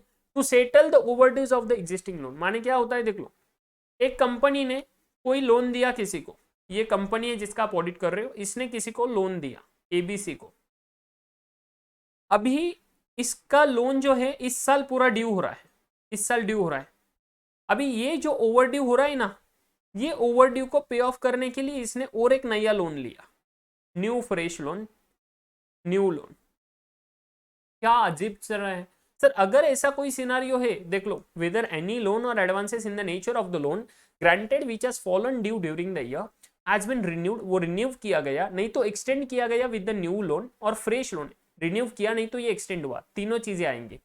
ये सर जो पुराना ओवर ड्यू था ना, ये लोन जो ड्यू हुआ ड्यूरिंग द ईयर, इसको शायद रिन्यू कर दिया, नहीं तो सर एक्सटेंड किया, लिमिट बढ़ा दिया उसका, नहीं तो इसके अगेंस्ट कोई नया लोन लिया जिसको लोन का पैसा लेके ये पहले वाला लोन को मिटा दिया गया, सही है। क्या चालबाजी की है ना, देख लो, to settle the overdue of the existing loan has been given to the same party if so specify the aggregate amount of such dues, जो भी रिन्यू हुए उसका अमाउंट बताओ, जो भी एक्सटेंड हुए उसका अमाउंट बताओ, और जो फ्रेश लोन हुआ ना भैया उसका अमाउंट बताओ, and the percentage of the aggregate to the total loans and advances in the nature of loans granted during the year, कि ड्यूरिंग द ईयर आपने कितने टोटल लोन ग्रांट किए उसका टोटल देखो, एंड वो टोटल के हिसाब से ऐसे कितने ड्यू का लोन है उसका कितना परसेंटेज आता है। मतलब अगर मैंने बोलूं कंपनी ने साल में टोटल 100 करोड़ के लोन दिए, सही है, ये 100 करोड़ में से जो 20 करोड़ के लोन थे ना वो ड्यू हुए थे करंट ईयर, बट उसको रिन्यू किया गया, नहीं तो सर एक्सटेंड किया गया, नहीं तो सर क्या किया गया, उसके अगेंस्ट कोई नया लोन दिया गया। तो ये 20 करोड़ का टोटल लोन जो ड्यूरिंग द ईयर दिए ना, उसके साथ कितना परसेंटेज है, 20%, ये परसेंटेज आपने बताना है आपके कारो रिपोर्ट, क्लियर। तो ऐसा कौन सा लोन है जो रिन्यू हुआ या एक्सटेंड हुआ या उसके अगेंस्ट नया लोन दिया उसको सेटल करने के लिए सेम पार्टी का, उसका परसेंटेज ड्यूरिंग द ईयर कितना टोटल लोन दिया गया है कंपनी ने, उसके साथ परसेंटेज बताना है, 20% जो है वो बताना पड़ेगा कारो 2020 के इस क्लॉज, समझे। बट ये एप्लीकेबल नहीं है ऐसा कंपनी के लिए जिनका प्रिंसिपल बिजनेस ही लोन देना है, सही है, वो तो सिंपल बात है। Whether the company has granted any loans और advances in the nature of the loans either repayable on demand, ऐसे कोई लोन्स एंड एडवांसेस कंपनी ने दिए है क्या कि जो रिपेबल ऑन डिमांड है, मतलब जब कंपनी चाहेगा तब उससे मांग के ले सकता है, और without स्पेसिफिंग the terms and period of repayment, या सर लोन दिया बट कोई टर्म्स कंडीशंस नहीं रखे या कोई रिपेमेंट का पीरियड नहीं रखा, सर मतलब क्या झोल हो रहा है। इफ सो तो उसका पूरा की पूरा अमाउंट बताना पड़ेगा, ऐसा कितना लोन है, उसका परसेंटेज कितना है टोटल लोन्स ग्रांटेड। अभी जो टोटल लोन्स देखा, मान लो 100 करोड़, उसमें से 10 करोड़ का ऐसा लोन था कि जिसके अगेंस्ट कोई टर्म्स एंड कंडीशंस नहीं, कोई रिपेमेंट का शेड्यूल नहीं, तो वो 10%, 10 crore divided by 100 crore into 100, ऐसा 10% का अपने को ये परसेंटेज बताना पड़ेगा, सही है। ये हमने यहाँ पे पूरा इस क्लॉज में डिस्क्लोज करना पड़ेगा। क्या आपको समझ गया? क्लॉज 3 बहुत बड़ा है सर, एकदम इजी है, बट आपको समझना चाहिए सब चीजें एक दूसरे के साथ जुड़ी हुई है। देख लो स्टार्टिंग कहाँ से हुई, स्टार्टिंग हुई थी क्या कंपनी ने किसी कंपनी में इन्वेस्टमेंट्स किया है क्या, loans and advances guarantee security दिया है या नहीं, कोई भी कंपनी को, फर्म को, लिमिटेड लायबिलिटी पार्टनरशिप को, या किसी भी कोई पार्टीज को, जो सिक्योर्ड हो या अनसिक्योर्ड हो, कुछ फर्क नहीं पड़ता, वो आपने बताना है। नेक्स्ट थिंग सर, क्या कंपनी ने ड्यूरिंग द ईयर कोई लोन और एडवांसेस दिया है किसी इसी पार्टी को, किसी भी पार्टीज को, फिर वो सब्सिडरी हो, ज्वाइंट वेंचर हो, एसोसिएट्स हो या कोई भी हो, सही है, और जिसका एग्रीगेट अमाउंट, बेसिकली ऐसा कोई पार्टी नॉट एप्लीकेबल टू, जिसका कोई प्रिंसिपल बिजनेस लोन देना है उसको नहीं सर, उसको एप्लीकेबल नहीं होएगा। अगर ऐसा कोई चीज है तो उसका एग्रीगेट अमाउंट सर, जो भी लोन दिया है उसका एग्रीगेट अमाउंट, जो भी टोटल लोन का अमाउंट है ड्यूरिंग द ईयर दिया हुआ, एंड जो बैलेंस शीट डेट पे आउटस्टैंडिंग है वो अमाउंट आपने बताना है। तो पहले कोई लोन दिया है या नहीं वो बताओ, उसके बाद उसका एग्रीगेट अमाउंट एंड आउटस्टैंडिंग बताओ, देन उसके जो टर्म्स एंड कंडीशंस है वो बताओ सर, कि whether that terms and conditions company के हानिकारक है क्या, अगर है तो क्या है, वो सब बताना है। उसके बाद में उसका जो शेड्यूल ऑफ रीपेमेंट है, जो पैसा आना चाहिए ड्यूरिंग द ईयर, फिर प्रिंसिपल का पैसा हो नहीं तो सर इंटरेस्ट का हो, वो क्या पैसा टाइम टाइम पे मिला है या नहीं मिला है वो बताना है, रेगुलर बेसिस पे मिला है या नहीं। उसके बाद सर अगर नहीं मिला तो जो भी अमाउंट ओवर ड्यू है फॉर मोर देन 90 डेज, उस अमाउंट के लिए क्या कंपनी ने रिकवरी करने के लिए रीजनेबल स्टेप्स लिए हैं क्या नहीं, वो आपने बताने हैं। उसके बाद में सर ऐसा कोई लोन्स एंड एडवांसेस दिया तो था, बट सर वो करंट ईयर में ड्यू हुआ तो उसको रिन्यू कर दिया, नहीं तो एक्सटेंड कर दिया, नहीं तो सर उसके अगेंस्ट कोई नया फ्रेश लोन कर दिया ताकि ये पुराना वाला सेटल हो जाए और नया लोन ग्रांट हो जाए। तो अगर ऐसा कोई चीज है तो सर वो बताना आपको जरूरी है कि उसका कितना अमाउंट था जो रिन्यू हुआ, एक्सटेंड हुआ, जो नया लोन दिया to settle off earlier one जो ड्यू हुआ वो, एंड उसका परसेंटेज कितना है टोटल लोन से, वो भी बताना है। And the last thing sir, अगर कंपनी ने कोई लोन्स एंड एडवांसेस दिया है जिसका कोई टर्म्स एंड कंडीशंस नहीं है, या जो रीपेबल ऑन डिमांड है, या सर जिसका कोई पीरियड ऑफ रिपेमेंट नहीं है, तो उसका एग्रीगेट अमाउंट कितना है एंड उसका टोटल लोन जो ड्यूरिंग द ईयर दिए उससे कितना परसेंटेज है, वो भी बताना। Are you guys clear? Clause 3 एकदम अच्छे से क्लियर हो गया आपको, एकदम अच्छे से, परफेक्ट, आई होप क्लियर हो गया। उसके बाद में क्लॉज 5 जो है ना, क्लॉज 4 जो है ना, उसमें कुछ चेंज नहीं है सर। क्लॉज 4 तो एकदम सिंपल है, जो सेक्शन 185 एंड 186 का था ना। 185 क्या होता है, लोन्स टू डायरेक्टर, सही है, and 186 related parties, investments and guarantees वाला, सही है, इन्वेस्टमेंट्स गारंटीज वाला। तो अगर सर कोई इन्वेस्टमेंट्स गारंटीज दिए है, लोन्स एंड सिक्योरिटी दिए है, तो सर उसके साथ कंपनी ने कोई कंप्लायंस किया है कि सेक्शन 185 एंड 186 का, वो बताना है। एंड अगर कंप्लाई नहीं किया तो उसके डिटेल्स देने नॉन कंप्लायंस के अपने। Simple clause number 4 exactly same as 2016, इसमें कुछ भी चेंज नहीं। क्लियर? उसके बाद क्लॉज 5 आता है, इसमें भी कुछ भी चेंज नहीं है सर, सिर्फ एक ही चेंज है, ये भी 2016 जैसा ही है, सिर्फ एक ही चीज है आपको देखना है। पहले सर ऐसा कोई कंपनी जो पब्लिक डिपॉजिट एक्सेप्ट कर रहा है, सर पब्लिक डिपॉजिट माने तो बैंक ही हो गया, नहीं भैया, बैंक के अलावा भी कॉर्पोरेट्स होते हैं जो पब्लिक डिपॉजिट्स लेते हैं, सही है, डिपॉजिट्स लेते हैं, फिक्स डिपॉजिट आप कंपनीज के भी साथ कर सकते हो, सिर्फ बैंक के साथ में। तो अगर सर ऐसा कोई कंपनी है जिसने पब्लिक डिपॉजिट लिए, जिनको ये सेक्शन 73 से लेके 76 कंपनीज एक्ट का एप्लीकेबल हो जाएगा, और जिसका amount deem to be deposits माना जाता है, कि जो अमाउंट कंपनी ने लोगों से लिया उसको माना जाएगा डिपॉजिट्स, एक्चुअल नेचर उसका डिपॉजिट नहीं है बट उसको डिपॉजिट माना जाएगा। तो इन दैट केस सर क्या कंपनी ने आरबीआई कंपनीज एक्ट का जो सेक्शन है एंड कोई भी अदर रूल्स जो फ्रेम हुए इसके अंडर उसको कंप्लाई किया है क्या?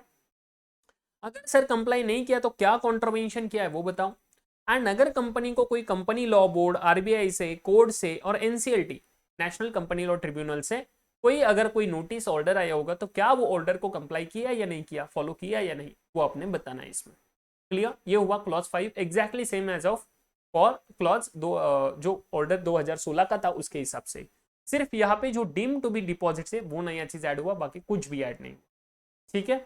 उसके बाद में क्लॉज नंबर 6, ये एग्जैक्टली डिक्टो सेम है कारो 2016 से।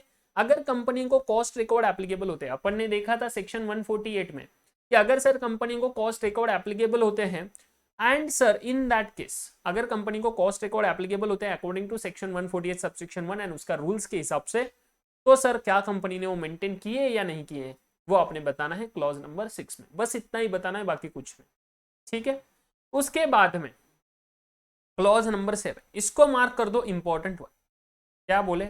Important one. एंड क्लॉज 6 को भी मार्क कर दो इंपॉर्टेंट वन। ठीक है? तो देखो क्या बोलता है क्लॉज नंबर 7। क्लॉज नंबर 7 एकदम सिंपल होता है, इसमें कुछ चेंज नहीं है, सिर्फ जीएसटी को ऐड किया गया है, बाकी कुछ नहीं किया।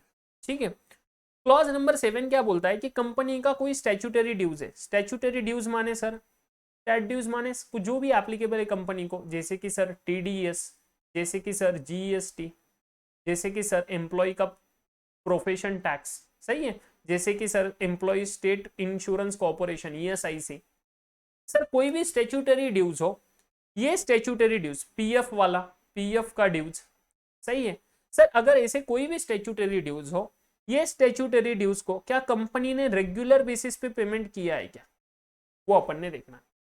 सर इसमें एक दिक्कत हो सकती है कि कभी कभी लॉ के कुछ ऑर्डर हो जाते हैं, डिस्प्यूट हो जाता है, तो इसमें स्टैट्यूटरी ड्यूज में दो पार्ट करेंगे, क्या वो डिस्प्यूटेड है क्या, और सर अनडिस्प्यूटेड है, मतलब जिसपे कोई डिस्प्यूट नहीं हुआ और जिसपे डिस्प्यूट हुआ। अभी सर जिसपे डिस्प्यूट हुआ है ना, उसके सिर्फ दो चीजें आपने बतानी है, उसको कुछ नहीं करना है, उसको सिर्फ दो चीजें बतानी है कि कितने अमाउंट का डिस्प्यूट है, एंड सर वो कौन से फोरम में चल रहा है डिस्प्यूट, लॉ के कौन से फोरम में चल रहा है डिस्प्यूट, उसका डिटेल्स आपने सिर्फ देना है आपके कारो रिपोर्टिंग में, बाकी कुछ नहीं करना। एंड जो अनडिस्प्यूटेड है ना, उसके बारे में सबसे पहली चीज देखनी है कि क्या कंपनी ने रेगुलर बेसिस पे पेमेंट की है क्या। सर अगर कंपनी ने रेगुलर बेसिस पे पेमेंट नहीं किए तो ओवर ड्यू हो जाएगा। एंड अगर ये overdue for more than 6 months हो, क्या बोले, अगर ये पैसा for more than 6 months overdue हो as at the balance sheet date, कब, as at balance sheet date, balance sheet date पे अगर 6 महीने से ज्यादा ओवर ड्यू हो तो सर इसको अपन ने रिपोर्टिंग करना है क्या, तो इसको अपन ने कारों में इंक्लूड करना है। तो सर इसका एक एग्जांपल दे दो। मान लो बेटा ये है अपना फाइनेंशियल ईयर 2020-21, अभी 31 मार्च 2021 का आप ऑडिट कर रहे थे एंड तब आपने देखा कि ये कंपनी का टीडीएस का जो ड्यू था ना, वो ड्यू हुआ था यहाँ पे मान लो कुछ सर जून 2020 में, कुछ टीडीएस का अमाउंट यहाँ पे ड्यू था पे करना, बट इन्होंने 31 मार्च तक इसको पे ही नहीं किया और यहाँ पर भी ये आउटस्टैंडिंग दिख रहा है लायबिलिटी करके, तो इसको रिपोर्ट करना जरूरी है कारों में, यस। बट सर ऐसा कोई अमाउंट है जो दिसंबर में सर ड्यू हुआ था, दिसंबर 2020 में, बट वो भी अभी तक आउटस्टैंडिंग है 31 मार्च को, क्या इसको रिपोर्ट करना जरूरी है, नॉट एट ऑल। तो जो भी 6 महीने से ज्यादा आउटस्टैंडिंग है या outstanding for more than 6 months है as at 31 March, but outstanding for less than 6 months है एज एट 31 मार्च, तो सिर्फ इसको रिपोर्टिंग करना जरूरी है भैया, सिर्फ इसको रिपोर्टिंग करना है, इसको रिपोर्टिंग नहीं करना है। आर यू गाइस क्लियर, एकदम अच्छे से समझ गए आपको, कोई दिक्कत नहीं है इसमें, एकदम बढ़िया से, ठीक है क्या। तो ये चीज बहुत अच्छे से ध्यान में रखना। आर यू गाइस क्लियर, तो देख लो जीएसटी भी इंक्लूड हो जाएगा उसमें स्टैट्यूटरी ड्यूज में। सो रेगुलर इन डिपॉजिट, क्या कंपनी रेगुलर है क्या in depositing undisputed statutory dues, अगर नहीं है तो कौन से, इसे कितना अमाउंट आउटस्टैंडिंग है स्टैट्यूटरी ड्यूज का as on the last day of the financial year for a period of more than 6 months from the date. तो क्या सर एक 6 मंथ्स का आइडिया दे दो, अरे भैया आइडिया देखो सिंपल है, अक्टूबर 2020 के पहले कोई भी अमाउंट ड्यू हुआ एंड इधर आउटस्टैंडिंग है उसका रिपोर्टिंग करो, अक्टूबर 20 मतलब यहां से यहां तक 6 महीना होता है ना ऐसा, अक्टूबर 20 के बाद बेसिकली कोई भी अमाउंट ड्यू हुआ यहाँ पे, बट सर अगर वो आउटस्टैंडिंग है फिर भी उसको बताने का जरूरत, समझे, क्लियर विद दिस। 1 अक्टूबर ना, 1 अक्टूबर का डेट, चलो तो सर वो इंडिकेट करना है, डिस्क्लोज करना है outstanding for more than 6 months. And अगर सर कोई ऐसा डिस्प्यूटेड अमाउंट हो तो इन दैट केस उसका अमाउंट एंड फोरम सिर्फ डिस्क्लोज करना है कारों के क्लॉज 7, ठीक है। अभी सर एक नया क्लॉज आया है सर कारो 2020 में, क्लॉज नंबर 8। ये क्लॉज में क्या बोलते हैं कि कंपनी ने कोई ऐसा इनकम है जो रिकॉर्ड नहीं किया, अनरिकॉर्डेड इनकम है, तो उसके ऊपर अपने रिपोर्टिंग करना है। क्या बोले, whether any transactions not recorded in the books of accounts have been surrendered and disclosed as income during the year in the tax assessments under income tax act 1961। Surrender माने क्या सर, मतलब मैंने books of accounts में कोई दिखाया नहीं sir income, मेरे P&L statement में वो इनकम नहीं दिख रहा है, बट सर टैक्सेशन के केस में हमने उसको इनकम दिखाया, टैक्स में हमने उसको इनकम दिखाया, तो सर क्यों अपन ने बुक्स ऑफ अकाउंट्स में नहीं दिखाया। लोग तो बुक्स ऑफ अकाउंट्स में नहीं दिखाते ताकि उनको टैक्स को बचाना रहता है, बट शायद उनको पता लग गया बाद में कि भाई टैक्सेशन में कुछ तो जोल हो जाएगा, बहुत बड़ा ऑर्डर आ जाएगा, बहुत बड़ी पेनल्टी लग जाएंगी, तो उन्होंने क्या किया, अभी बुक्स ऑफ अकाउंट्स को रिवाइज नहीं किया, बट टैक्सेशन में आईटीआर फाइल करते समय उसको बता दिया इनकम। तो देखो अगर कंपनी ने whether any transactions not recorded in the books of accounts have been surrender or disclose, कि भाई सरेंडर कर दिया, डिस्क्लोज कर दिया एज ए इनकम, सरेंडर मतलब टैक्स का ऑर्डर आ गया, पेनल्टी लगने वाला था, नोटिस आया, उसके बाद सरेंडर किया उसको एज ए इनकम, उसके पहले नहीं बताया, बट डर लगने से पहले ही, डर लगा था इसलिए पहले ही बता दिया भाई, बुक्स ऑफ अकाउंट्स में नहीं बताया बट बाद में टैक्सेशन के आईटीआर में बता दिया गया। तो अगर ऐसा कोई चीज हुआ है तो in that case sir whether the previously unrecorded income has been properly recorded in the books of accounts during the year or not, वो बताना चाहिए।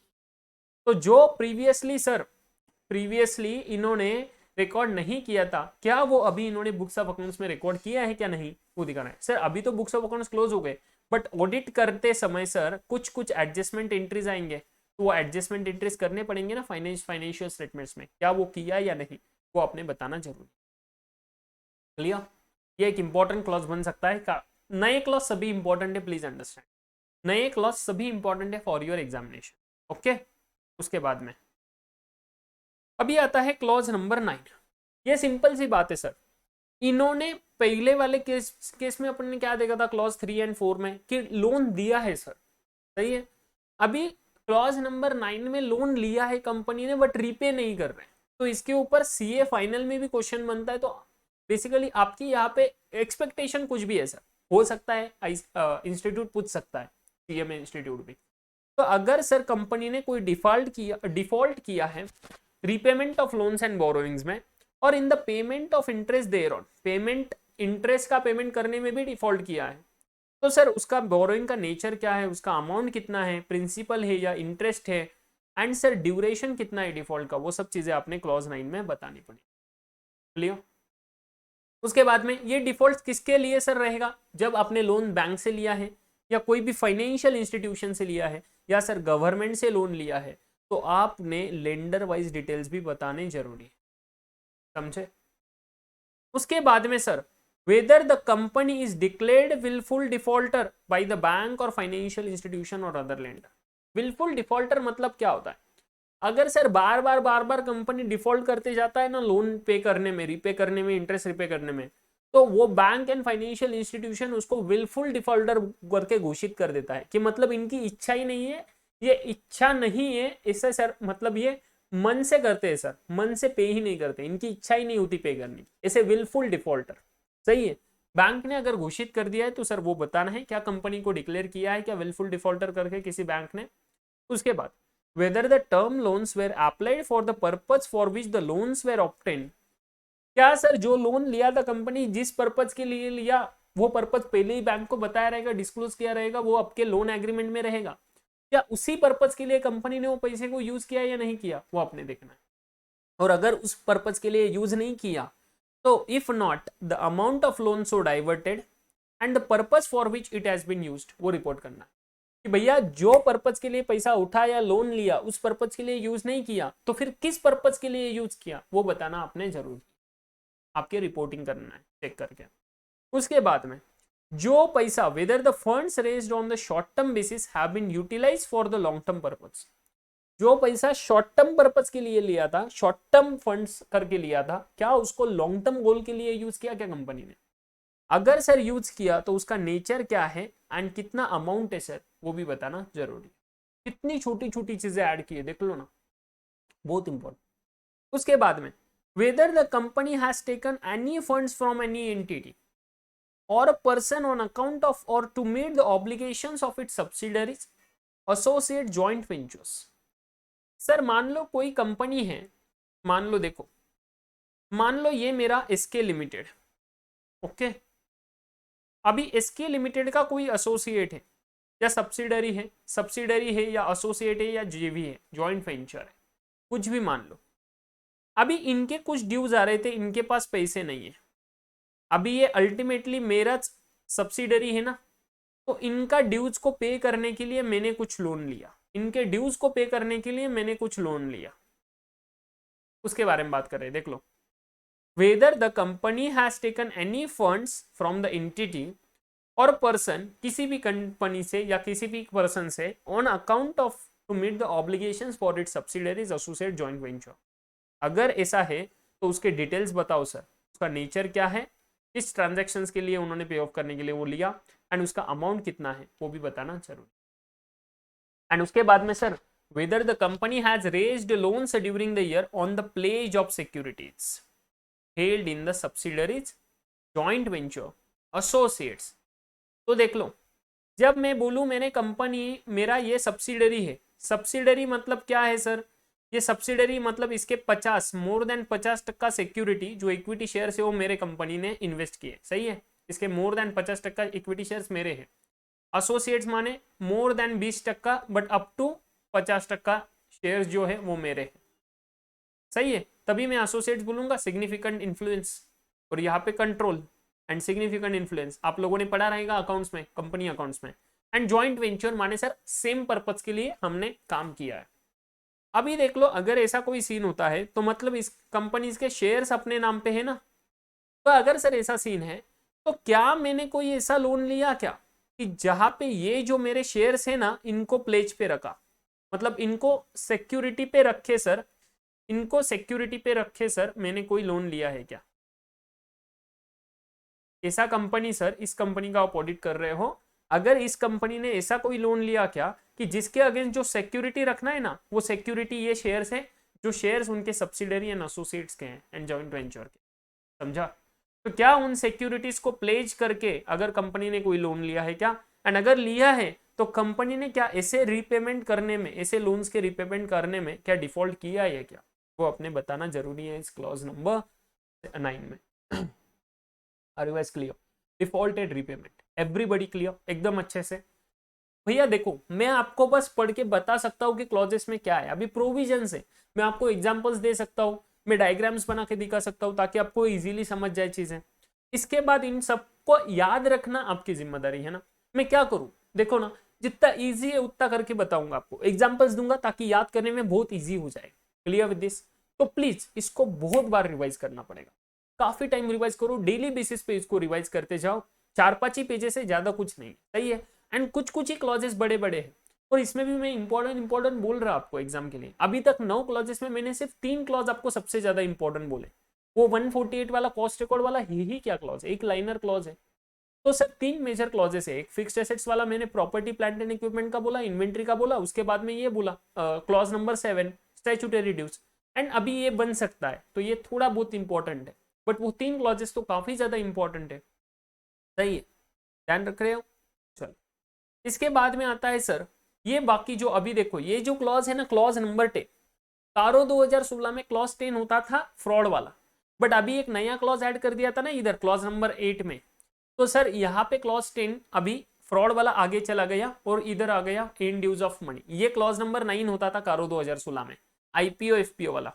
अभी ध्यान रखना भैया क्या होता है, कारो 2016 मैंने आपको बताया था लेक्चर के स्टार्टिंग में ही कि कारो 2020 में 2 क्लॉजेस को मर्ज कर दिया, तो कारो 2016 में एक क्लॉज होता था क्लॉज नंबर 9 आईपीओ एफपीओ वाला, याद होगा आपने अगर वो पढ़ा है तो। एंड एक होता था क्लॉज नंबर 14 जो होता था private placement and preferential allotment के केस में। इन दोनों क्लॉजेस को सर इधर मर्ज कर दिया क्लॉज नंबर 10 में, इन दोनों क्लॉजेस को मर्ज कर दिया इधर क्लॉज नंबर 10 में एज अ कारो 2020 में। ये जो कारो 2016 का होता था ना, इन दोनों क्लॉजेस को यहाँ पे मर्ज कर दिया। सर ये क्यों बता रहे हो? बस उन बच्चों के लिए जिन्होंने कारो 2016 पढ़ा और उनको इजीली याद रहने के लिए कि कारो 2020 में क्या चेंजेस है, उनके लिए ये चीज बता रहा हूँ, समझे? Are you guys clear? नहीं तो मैं कंपेयर ही नहीं करता, ठीक है ना, बट मुझे करना जरूरी है बिकॉज काफी सारे बच्चे ऐसे हो सकते हैं भैया कि जिन्होंने कारो 2016 पढ़ लिया और अभी कारो 2020 देख रहे हो, तो सर कैसे याद रखे, इजीली याद रखे, बिकॉज कुछ सारी चीजें वहां पे याद हो गई है, तो अभी ऐसे अगर डिफरेंशिएट करता रहता हूँ ना तो फिर वो इजीली याद हो जाएगा उन बच्चों को, सही है? तो उनके लिए बता रहा हूँ, प्लीज अंडरस्टैंड। जो पहली बार कारो 2020 देख रहे भैया वो डायरेक्टली कोई टेंशन मत लो, सही है? चलो क्या बोलता है देखो, एकदम सिंपल क्लॉज है, वो बोलता है कि कंपनी ने अगर कुछ during the year IPO raise किया है क्या, इनिशियल पब्लिक ऑफर, या सर फर्दर पब्लिक ऑफर कुछ किया है क्या, including not just for equity shares but debt instruments के लिए भी, या कोई टर्म लोन लिया है क्या?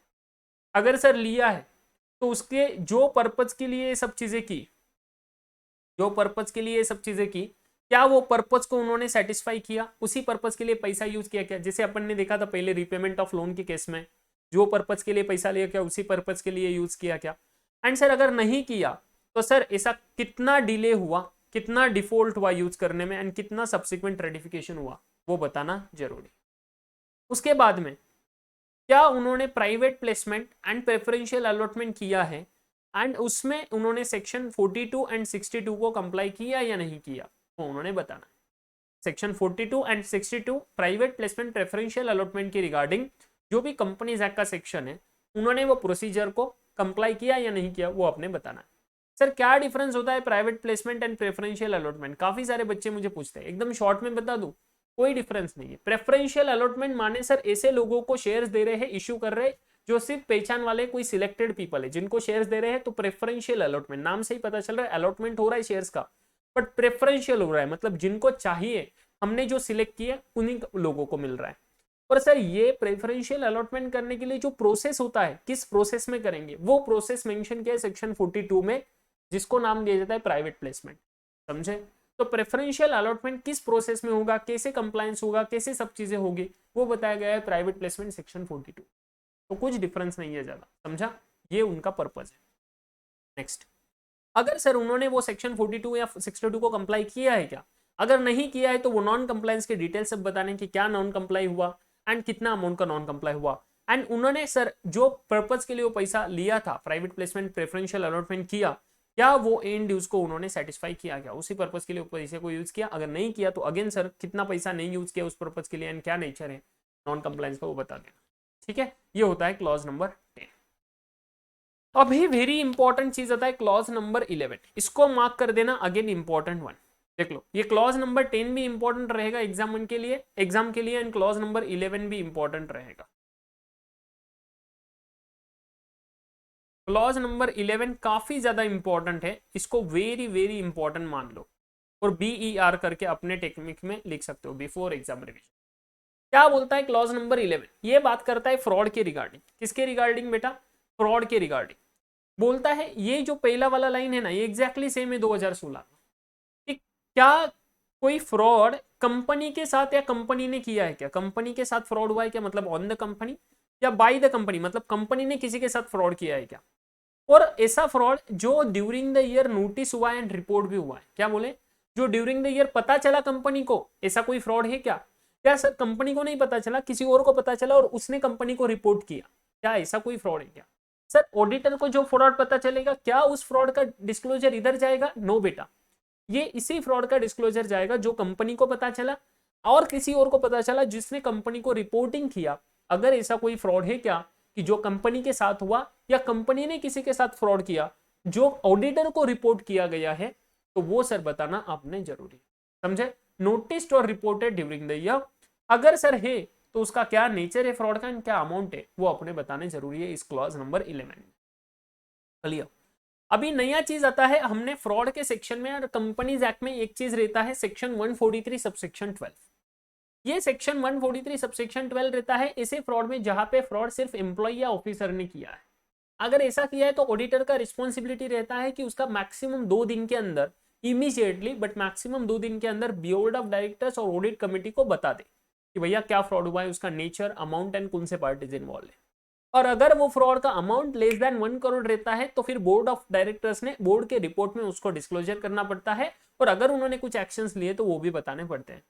बट सर अगर उसका अमाउंट जो अपन ने एस्टिमेट किया फ्रॉड ऑडिटर ने और रिपोर्ट किया, अगर उसका अमाउंट 1 करोड़ या उससे ज्यादा हो, तो उसका रिपोर्टिंग के लिए सर जैसे ही बोर्ड ऑफ डायरेक्टर्स को बोला गया था, हमने रिपोर्टिंग किया 2 दिन के अंदर, जैसे ही पता चला उसके, तो बोर्ड ऑफ डायरेक्टर्स को 45 दिन का समय दिया जाता है, और वो 45 दिन के समय में उन्होंने हमें रिस्पॉन्स देना चाहिए कि उन्होंने क्या किया इस फ्रॉड पे। अगर सर 45 दिन में रिस्पॉन्स मिल जाता है तो जैसे ही रिस्पॉन्स मिलेगा उसी दिन से 15 दिन के अंदर हमें सेंट्रल गवर्नमेंट को बताना पड़ता है, ऑडिटर को, कि भैया क्या रिस्पॉन्स मिला, हमने क्या पहले पहले रिपोर्ट किए थे वो 3 चीजें, nature, amount and parties involve, उसके बाद में उनसे क्या रिस्पॉन्स आया, एंड जो कंपनी से रिस्पॉन्स आया, डायरेक्टर से, ऑडिट कमेटी से रिस्पॉन्स आया, वो रिस्पॉन्स पे हमारे क्या कमेंट्स है, वो हमें सेंट्रल गवर्नमेंट को बताना पड़ता है within 15 days from the date of receipt of response. जैसे ही रिस्पॉन्स आएगा उसके 15 दिन में।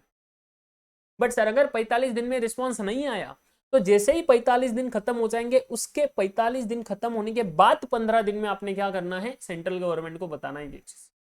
Are you guys clear with this? एकदम अच्छे से समझ गए आपको? ये होता है सेक्शन 143 सबसेक्शन 12, एंड ये सेक्शन सिर्फ तभी एप्लीकेबल होएगा जब सर कोई एम्प्लॉय ने फ्रॉड किया या ऑफिसर ने फ्रॉड किया कंपनी। ठीक है? अगर सर ऐसा कोई 143(12) का फ्रॉड हुआ है और आपने वहां पे रिपोर्टिंग किया उस सेक्शन के अंडर, तो वो आपने यहाँ पे बताना है whether the reporting has been done under section 143 subsection 12 of the companies act has been filed by the auditors in the form ADT4। वो जो रिपोर्टिंग होता है वो ADT4 के फॉर्म में होता है। अगर सर ऐसा कोई हुआ है तो वो उन्होंने यहाँ पे बताना है। ये कारो 2016 के इसमें नहीं था क्या, ये कारो का रिपोर्टिंग नहीं था, वो रिपोर्टिंग 143(12) तो था तब भी, बट अब भी सर कारो की रिपोर्टिंग में भी ये इंक्लूड कर दिया। एंड सर अगर ऑडिटर ने कोई विसल ब्लोअर कंप्लेंट्स को कंसीडर किया क्या, विसल ब्लोअर माने ऐसा बंदा छुपा हुआ होता है कंपनी में जो किसी को पता नहीं रहता कि वो विसल ब्लोअर है, और वो विसल ब्लोअर माने क्या कि कि अगर उसको कंपनी में कोई चीज गलत हुई दिखी तो वो ऑडिट कमेटी को या बोर्ड ऑफ डायरेक्टर्स को छुपके से बता देगा कि भाई यहाँ पे ये चीज गलत हो रहा है, उसको बोलते हैं विसल ब्लोअर। और अगर ऐसे कोई विसल ब्लोअर की कंप्लेंट आ गई कंपनी को, बोर्ड ऑफ डायरेक्टर्स को, ऑडिट कमेटी को, तो हमने देखना है कि क्या ऑडिटर ने वैसे कोई विसल ब्लोअर कंप्लेंट को कंसीडर किया है क्या, whether the auditor has considered such whistleblower complaints, and अगर किया है भाई तो वो जो कंपनी को मिले हैं उसका डिटेल्स आपने बता देना है यहाँ पे कि जो ऑडिटर ने क्या विसल ब्लोअर कंप्लेंट्स को कंसीडर किया या नहीं किया है वो बताना है इस क्लॉज में, क्लॉज नंबर 11। तीन चीजें बतानी एकदम अच्छे से ध्यान में। Are you guys clear with this? एकदम क्लियर। उसके बाद आता है sir next clause, clause number 12, Nidhi company. ये निधि कंपनी आपको पता ही है सर, निधि कंपनी के केस में एकदम सिंपल सी चीज है जो अपन ने देखा था कारो 2016 में, एग्जैक्टली वैसे ही है, सिर्फ एक चीज ऐड किया है। पहली चीज तो निधि कंपनी के केस में ये रेशियो फॉलो होता है या नहीं वो देखना है। Net owned funds to deposits का रेशियो 1:20 होना चाहिए, मतलब मैक्सिमम 20 टाइम्स वो खुद के पैसे के 20 टाइम्स वो डिपॉजिट्स ले सकते हैं। उसके बाद में maintaining 10% unencumbered term deposits to meet out the liability, जो भी डिपॉजिट्स है उसके 10% एटलीस्ट अनइनकम्बर्ड होने चाहिए, मतलब जिसपे कोई चार्जेस वगैरह क्रिएट नहीं होने चाहिए। And whether there has been any default in the payment of interest on deposits on repayment there of, और जो उन्होंने डिपॉजिट्स लिए क्या उसपे उन्होंने इंटरेस्ट का जो पेमेंट करना था उसमें कोई डिफॉल्ट हुआ या नहीं, ये नया चीज इसमें इंट्रोड्यूस किया है। Revise clear? तो ये है क्लॉज नंबर 12 निधि कंपनी वाला। परफेक्ट। निधि कंपनी माने क्या होता है, जो कुछ स्पेसिफाइड पर्पज के लिए बना हुआ कंपनी है, कोई मेंबर्स के अंडर है, ज्यादा कोई लोग नहीं होते, कोई स्पेसिफाइड पीपल होते, ठीक है। उसके बाद में क्लॉज नंबर 13 बात करता है रिलेटेड पार्टी ट्रांजैक्शन, इसमें कोई भी चेंज नहीं, क्लॉज नंबर चेंज हो जाएंगे बट प्रोविजन में कोई चेंज नहीं है।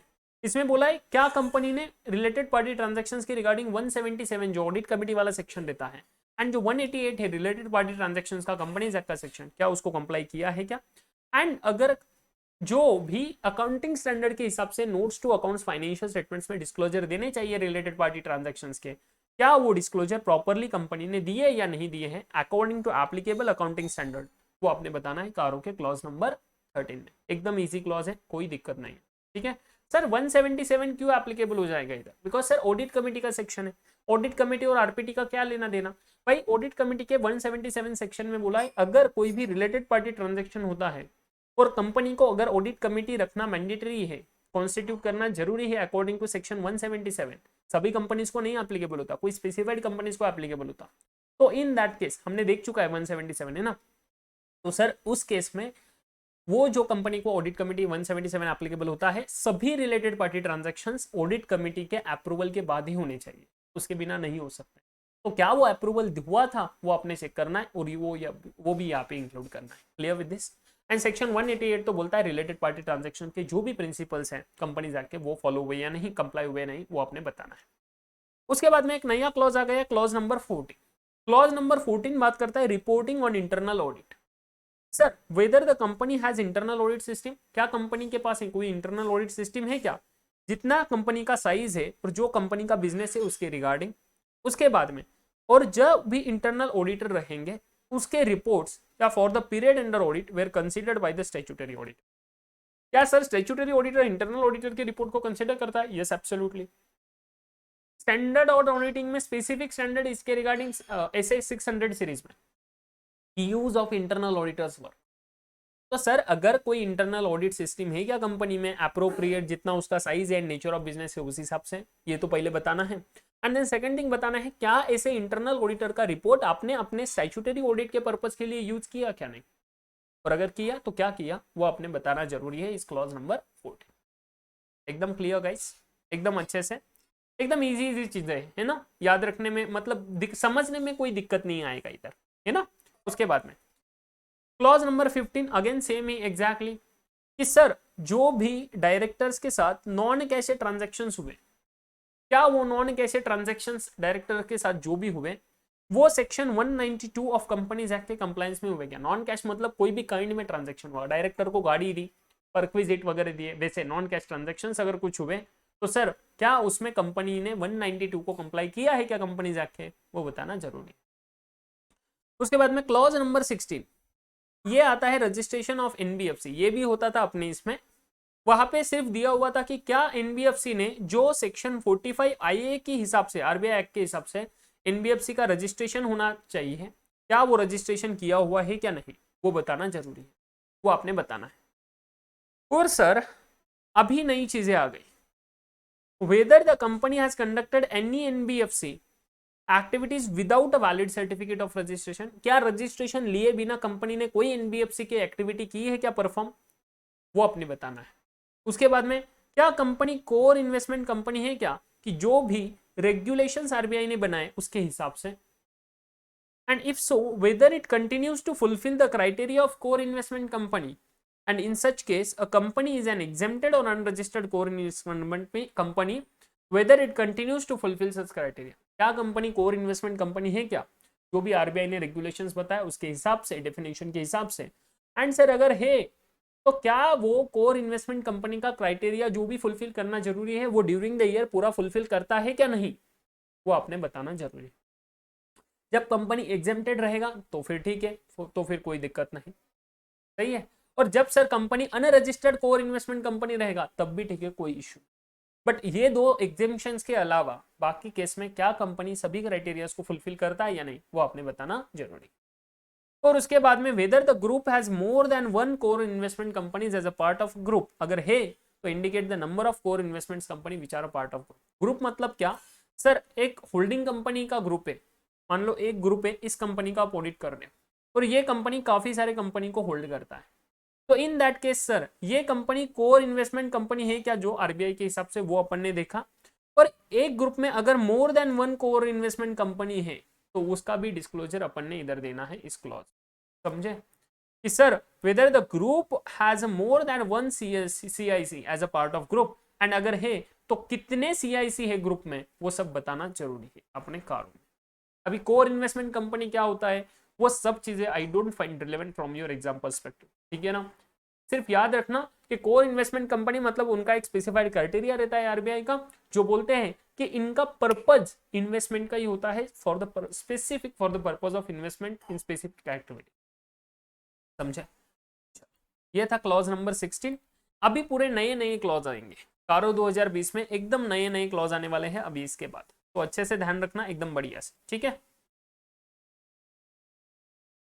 चलो भैया देखते हैं अभी आगे क्लॉज नंबर 17, आज खत्म ही कर देंगे इसको, है ना, कुछ मतलब नहीं बनता इतने इतने पार्ट के लिए, बस खत्म ही होने जा रहा है, देख लो इधर बस एग्जाम्पल ही है, अभी एक ही पेज बचा है, एक ही पेज में सब चीजें खत्म हो जाएगी अपनी, ठीक है।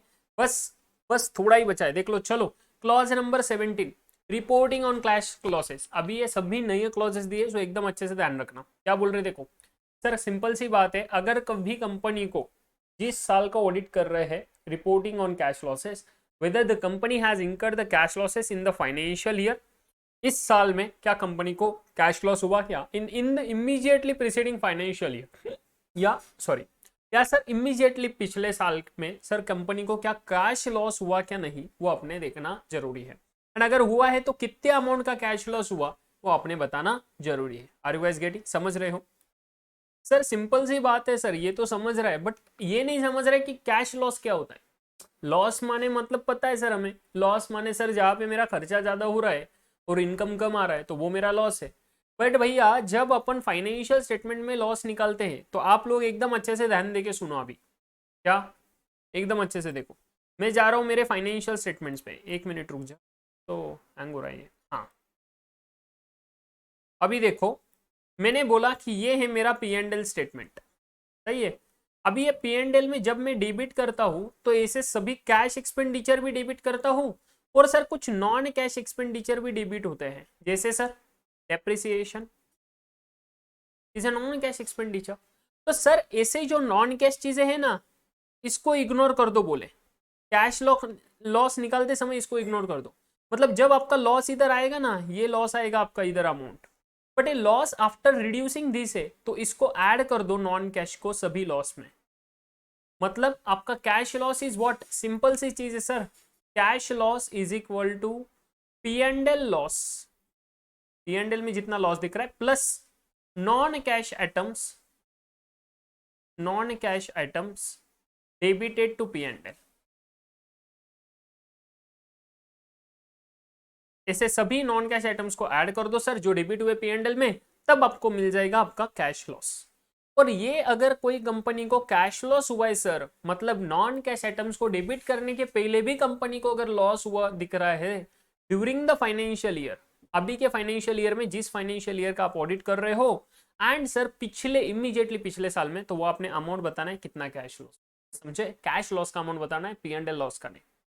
नेक्स्ट पॉइंट सर, ये था क्लॉज नंबर 17। अभी क्लॉज नंबर 18 में अगर सर कंपनी को रेजिग्नेशन करना पड़ा, सॉरी स्टैट्यूटरी ऑडिटर को, कंपनी के स्टैट्यूटरी ऑडिटर को रेजिग्नेशन करना पड़ा, section 140 sub section 2 company audit में पढ़े थे, फॉर्म EDT 3, 30 दिन के अंदर क्या करना पड़ता है, फॉर्म EDT 3 सबमिट करना पड़ता है कंपनी को, ROC को, एंड अगर गवर्नमेंट कंपनी रहेगा तो C&AG को, उसमें रीजंस भी रहेंगे कि क्यों रेजिग्नेशन कर रहे हैं, समझ रहे हो? तो सर अगर whether there has been any resignation of statutory auditors during the year, and if so whether the auditor has taken into consideration the issues, objections and concerns raised by the outgoing auditor। तो मतलब किसी auditor ने छोड़ दिया, मान लो एक auditor ने section 142 के अंडर रिजाइन कर दिया, अभी नया ऑडिटर कैजुअल वैकेंसी फिलअप हो जाएगा, आपको याद है कैजुअल वैकेंसी सेक्शन 139 सबसेक्शन 8 के अंडर, सर अगर रेजिग्नेशन की वजह से कैजुअल वैकेंसी होता है अदर देन गवर्नमेंट कंपनी के केस में, तो BOD सिर्फ रिकमेंडेशन करता है 30 दिन के अंदर, जैसे ही कैजुअल वैकेंसी होएगा उसके रेजिग्नेशन के 30 दिन के अंदर, उसके बाद उसको 3 महीने के अंदर क्या किया जाता है, क्या किया जाता है, बोलो ना यार भैया। अरे सर 3 महीने के अंदर अगर कैजुअल वैकेंसी होता है तो 3 महीने के अंदर क्या करेंगे, मेंबर से अप्रूव करा के लेंगे ना, जो भी नया ऑडिटर अपॉइंट करना है वो मेंबर्स को अप्रूव करा के ले लेंगे।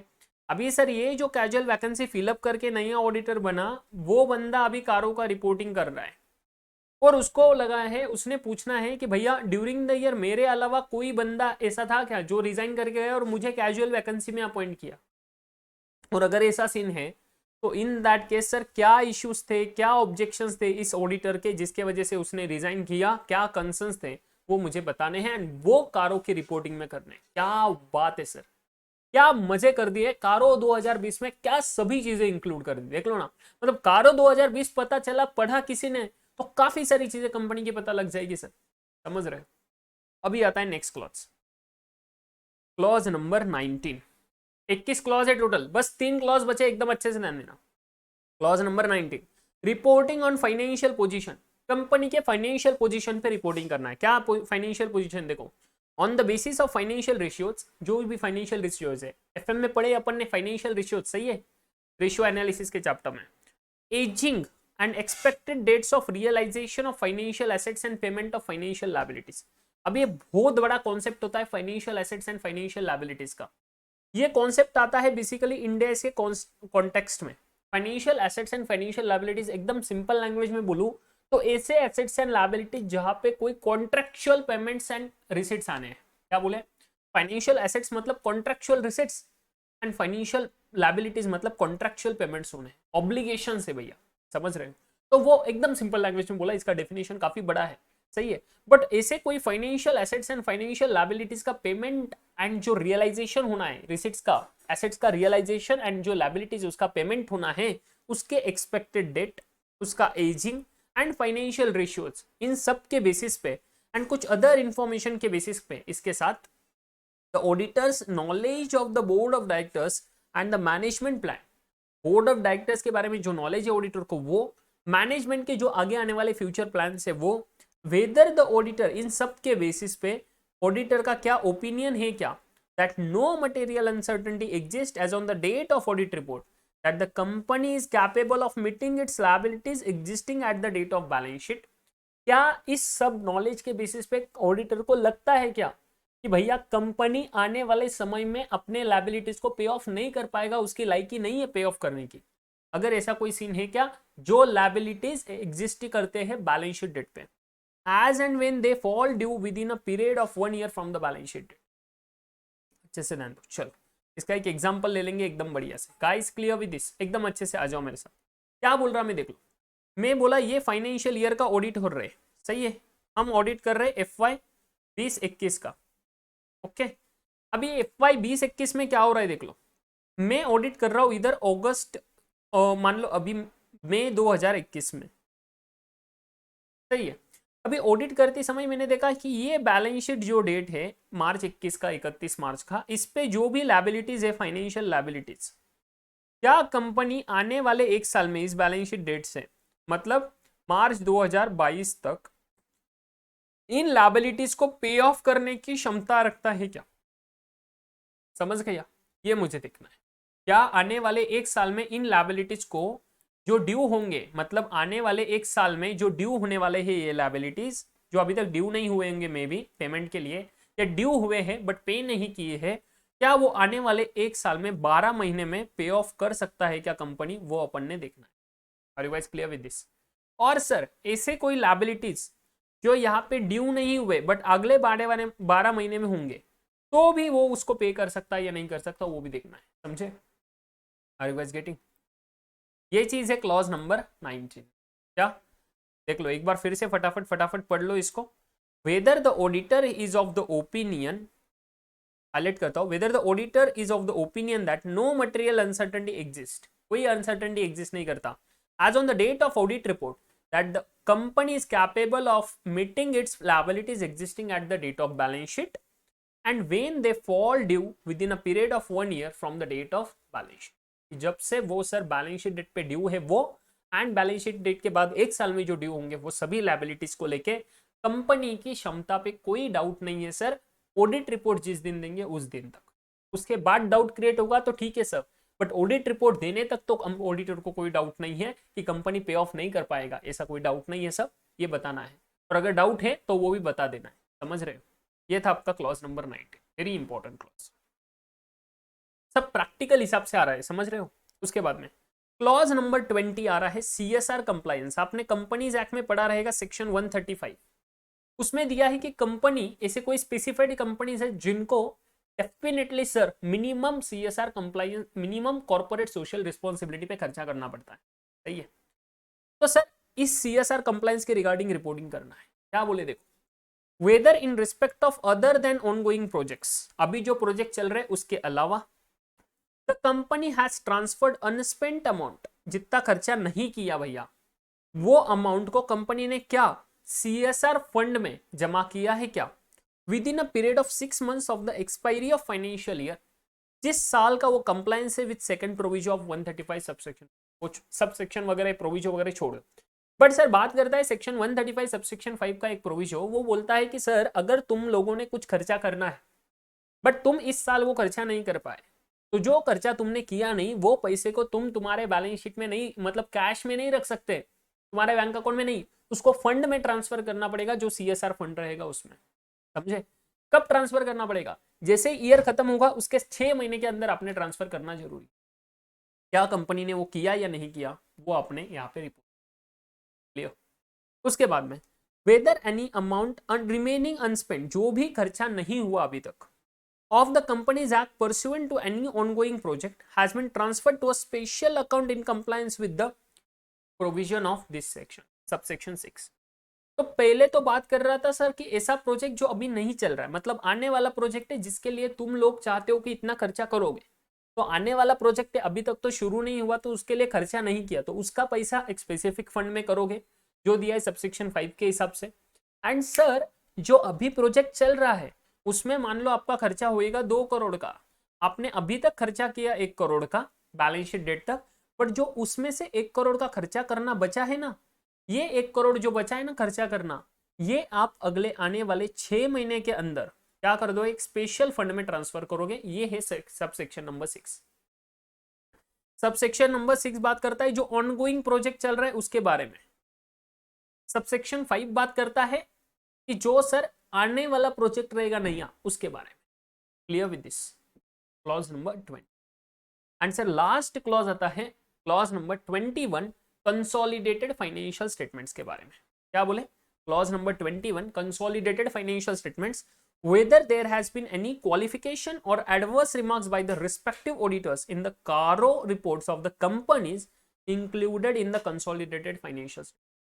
आपको कंसोलिडेशन तो पता ही रहेगा कि सर जहां पे एक ऐसा कोई कंपनी है जो किसी और कंपनीज को होल्ड कर रहा है, तो माने ये सब्सिडरीज है उसके S1, S2, S3, S4, इन सभी कंपनीज को वो कंसोलिडेट करेंगे। कहाँ पे? यहाँ पे कंसोलिडेट किया जाएगा। अभी यहाँ पे जब कंसोलिडेट हो रहा है ना भैया, तो इन सभी कंपनीज का जिन लोगों ने ऑडिट किया, जरूरी नहीं है कि ये कंपनी का जो होल्डिंग का ऑडिटर कर रहा है वही करेगा, नो नॉट जरूरी, हो सकता है बट जरूरी नहीं है, मैंडेटरी नहीं है। तो इनका जो कारो का रिपोर्टिंग है उसके बारे में बात कर रहे हैं इधर। ये जो सब्सिडरीज का कारो है, जो जो कंसोलिडेट हो रही ना इधर, जो कंसोलिडेटेड फाइनेंशियल स्टेटमेंट्स में आ रहे हैं, उन सभी कंपनीज के कारो के रिपोर्टिंग के बारे में बात हो रही है। चलो देख लो क्या बोल रहे हैं। Whether there have been any qualification, उनके कारो रिपोर्टिंग में कोई क्वालिफिकेशंस एडवर्स रिमार्क है क्या? जो भी कारो रिपोर्टिंग उनके ऑडिटर ने किया, अगर है सर तो उसके डिटेल्स पूरे देने हैं आपने कारो रिपोर्ट में। जो क्वालिफिकेशन के पैराग्राफ नंबर से ना उसके कारो रिपोर्ट के, उसके डिटेल्स अपने आपके कंसोलिडेटेड होल्डिंग वाले कारो रिपोर्टिंग में करना है। मतलब ये जो होल्डिंग कंपनी का कारो रिपोर्टिंग होएगा ना, ये कंसोलिडेटेड फाइनेंशियल स्टेटमेंट्स के, ये होल्डिंग कंपनी का जो कारो रिपोर्टिंग होएगा, इसमें आपने ऐसे किसी कंपनीज में, मान लो S1 के, इसमें ऐसा कोई डिस्क्वालिफिकेशन एडवर्स रिमार्क आया है, इसमें कुछ नहीं आया, इसमें कुछ नहीं आया, इसमें भी आया, तो अभी ये जो दो कंपनीज के इसमें डिस्क्वालिफिकेशन और एडवर्स रिमार्क आए कारो के, इनके कारो रिपोर्ट जो भी है, उनके कारो रिपोर्ट के ऐसे कहा जहां जहां भी एडवर्स रिमार्क रहेंगे, उसके पैराग्राफ के जो नंबर्स है ना, उसके पैराग्राफ के नंबर्स, पैरा नंबर्स, उसका रेफरेंस देना है ये होल्डिंग कंपनी के कारो रिपोर्ट के क्लॉज 21 में। Clause 21 are you guys clear? Holding company के कारो के रिपोर्ट के क्लॉज 21 में ये पैराग्राफ के नंबर जाएंगे। जिस भी सब्सिडरी, जो भी कंसोलिडेट हो रहा है, उसके कारो रिपोर्टिंग में जहां पर भी एडवर्स रिमार्क आए, उसके पैरा नंबर जाएंगे होल्डिंग कंपनी के कारो रिपोर्टिंग के क्लॉज 21 में। Are you guys clear? ये है आपका पूरा कारो 2020 का 21 क्लॉजेस, 21 क्लॉजेस के पूरे पूरे, सही है। एंड बाद में ये सभी क्लॉजेस किसके अंडर आते हैं सर? पैराग्राफ 3 ऑफ कारो 2020। तो आपने जब भी आंसर लिखना है पैराग्राफ 3 का रेफरेंस जरूर करना। क्लॉज 1, क्लॉज 2, क्लॉज 3, व्हाटएवर जो भी नंबर ऑफ क्लॉज है, clause this of paragraph 3 of कारो 2020, समझा? एंड देन पैराग्राफ 4 जो आता है वो सिर्फ सिंपल बात करता है कि ये पूरे 21 क्लॉजेस में अगर आपने कोई अनफेवरेबल और क्वालिफाइड आंसर दिया, सही है, तो फिर आपने उसके रीजंस बताने हैं। एंड अगर कुछ क्लॉजेस के, ये मैं पहले भी बता चुका हूं लेक्चर के स्टार्टिंग के सेक्शन में, अगर ऑडिटर कुछ क्लॉजेस पे ओपिनियन नहीं दे पाया, तो भाई वो फैक्ट बताना है कि हम इस क्लॉज पे ओपिनियन नहीं दे पाए, रिपोर्टिंग नहीं कर पाए, एंड क्यों नहीं कर पाए उसका रीजन भी आपने वहां पे बताना है, समझे? जैसे कि सर अगर कंपनी ने उसको सफिशिएंट इंफॉर्मेशन नहीं दिया जैसे कि वो चेक कर सके, तो सर वो भी बता देना है रीजन, समझ रहे हो? तो ये सब चीजें आएगी सर अपने कारो 2020 में। अभी इसके बाद मैंने नोट्स पे कुछ 4-5 एग्जांपल्स दिए जो सीए इंस्टीट्यूट के मॉड्यूल से मैंने पिकअप किए हैं, वो यहाँ पे दिए हैं जस्ट फॉर योर रेफरेंस। तो you can just check it out, this examples एकदम इजी है, एप्लीकेबिलिटी वाले इस पे ऊपर ही है, ज्यादा कुछ नहीं है। तो ये गाइस चेक कर लेना, बस आपके इन्फॉर्मेशन के लिए एग्जांपल्स कर लेना। अगर आपको कोई दिक्कत आती है तो मुझे बताना, सभी क्वेरीज अपन रिजॉल्व कर लेंगे, ठीक है? और एकदम अच्छे से प्रिपेयर कर लेना, कारो 2020 को एग्जामिनेशन में क्वेश्चन बन सकता है क्योंकि नई नई चीज आई हुई है। तो जो भी नए क्लॉजेस है वो सब एकदम अच्छे से करने हैं, एंड जो पुराने क्लॉजेस थे जहाँ पे नई नई कुछ चीजें आ गई पुराने क्लॉजेस में भी, उसमें मैंने जो इंपॉर्टेंट क्लॉजेस बोले हैं वो भी सब आपने एकदम अच्छे से करने हैं। Clear with this? I hope guys, ये सेशन काफी लंबा हो गया बट आई होप एकदम अच्छे से आपको समझ गया है। मुझे इसके दो सेशंस बना के मतलब नहीं बनता, बट एकदम अच्छे से आपको समझ गया होगा ऐसा मैं मानता हूँ। अगर कुछ क्वेरीज वगैरह हो तो प्लीज मुझे बता देना, ठीक है? चलो, तो हम अभी मिलेंगे अब आपके फाइनल लेवल पे विथ स्ट्रेटेजिक फाइनेंशियल मैनेजमेंट का सब्जेक्ट। चलो अच्छे से प्रिपरेशन करना, बी पॉजिटिव, बी कॉन्फिडेंट, ध्यान रखना अपना खुद का, अपने फैमिली का, सबका। एंड भैया सबसे इंपॉर्टेंट चीज, पढ़ाई बहुत अच्छे से करते रहना, बहुत इंपॉर्टेंट चीज है, बहुत इंपॉर्टेंट। आपका ये फेज चल रहा है, एकदम अच्छे से जी जान लगा के मेहनत करना, आप जरूर सफल होगे। मेरी दुआ है डेफिनेटली आप सफल, ठीक है? ध्यान रखो अपना, टेक केयर, बाय बाय, मिलते रहेंगे।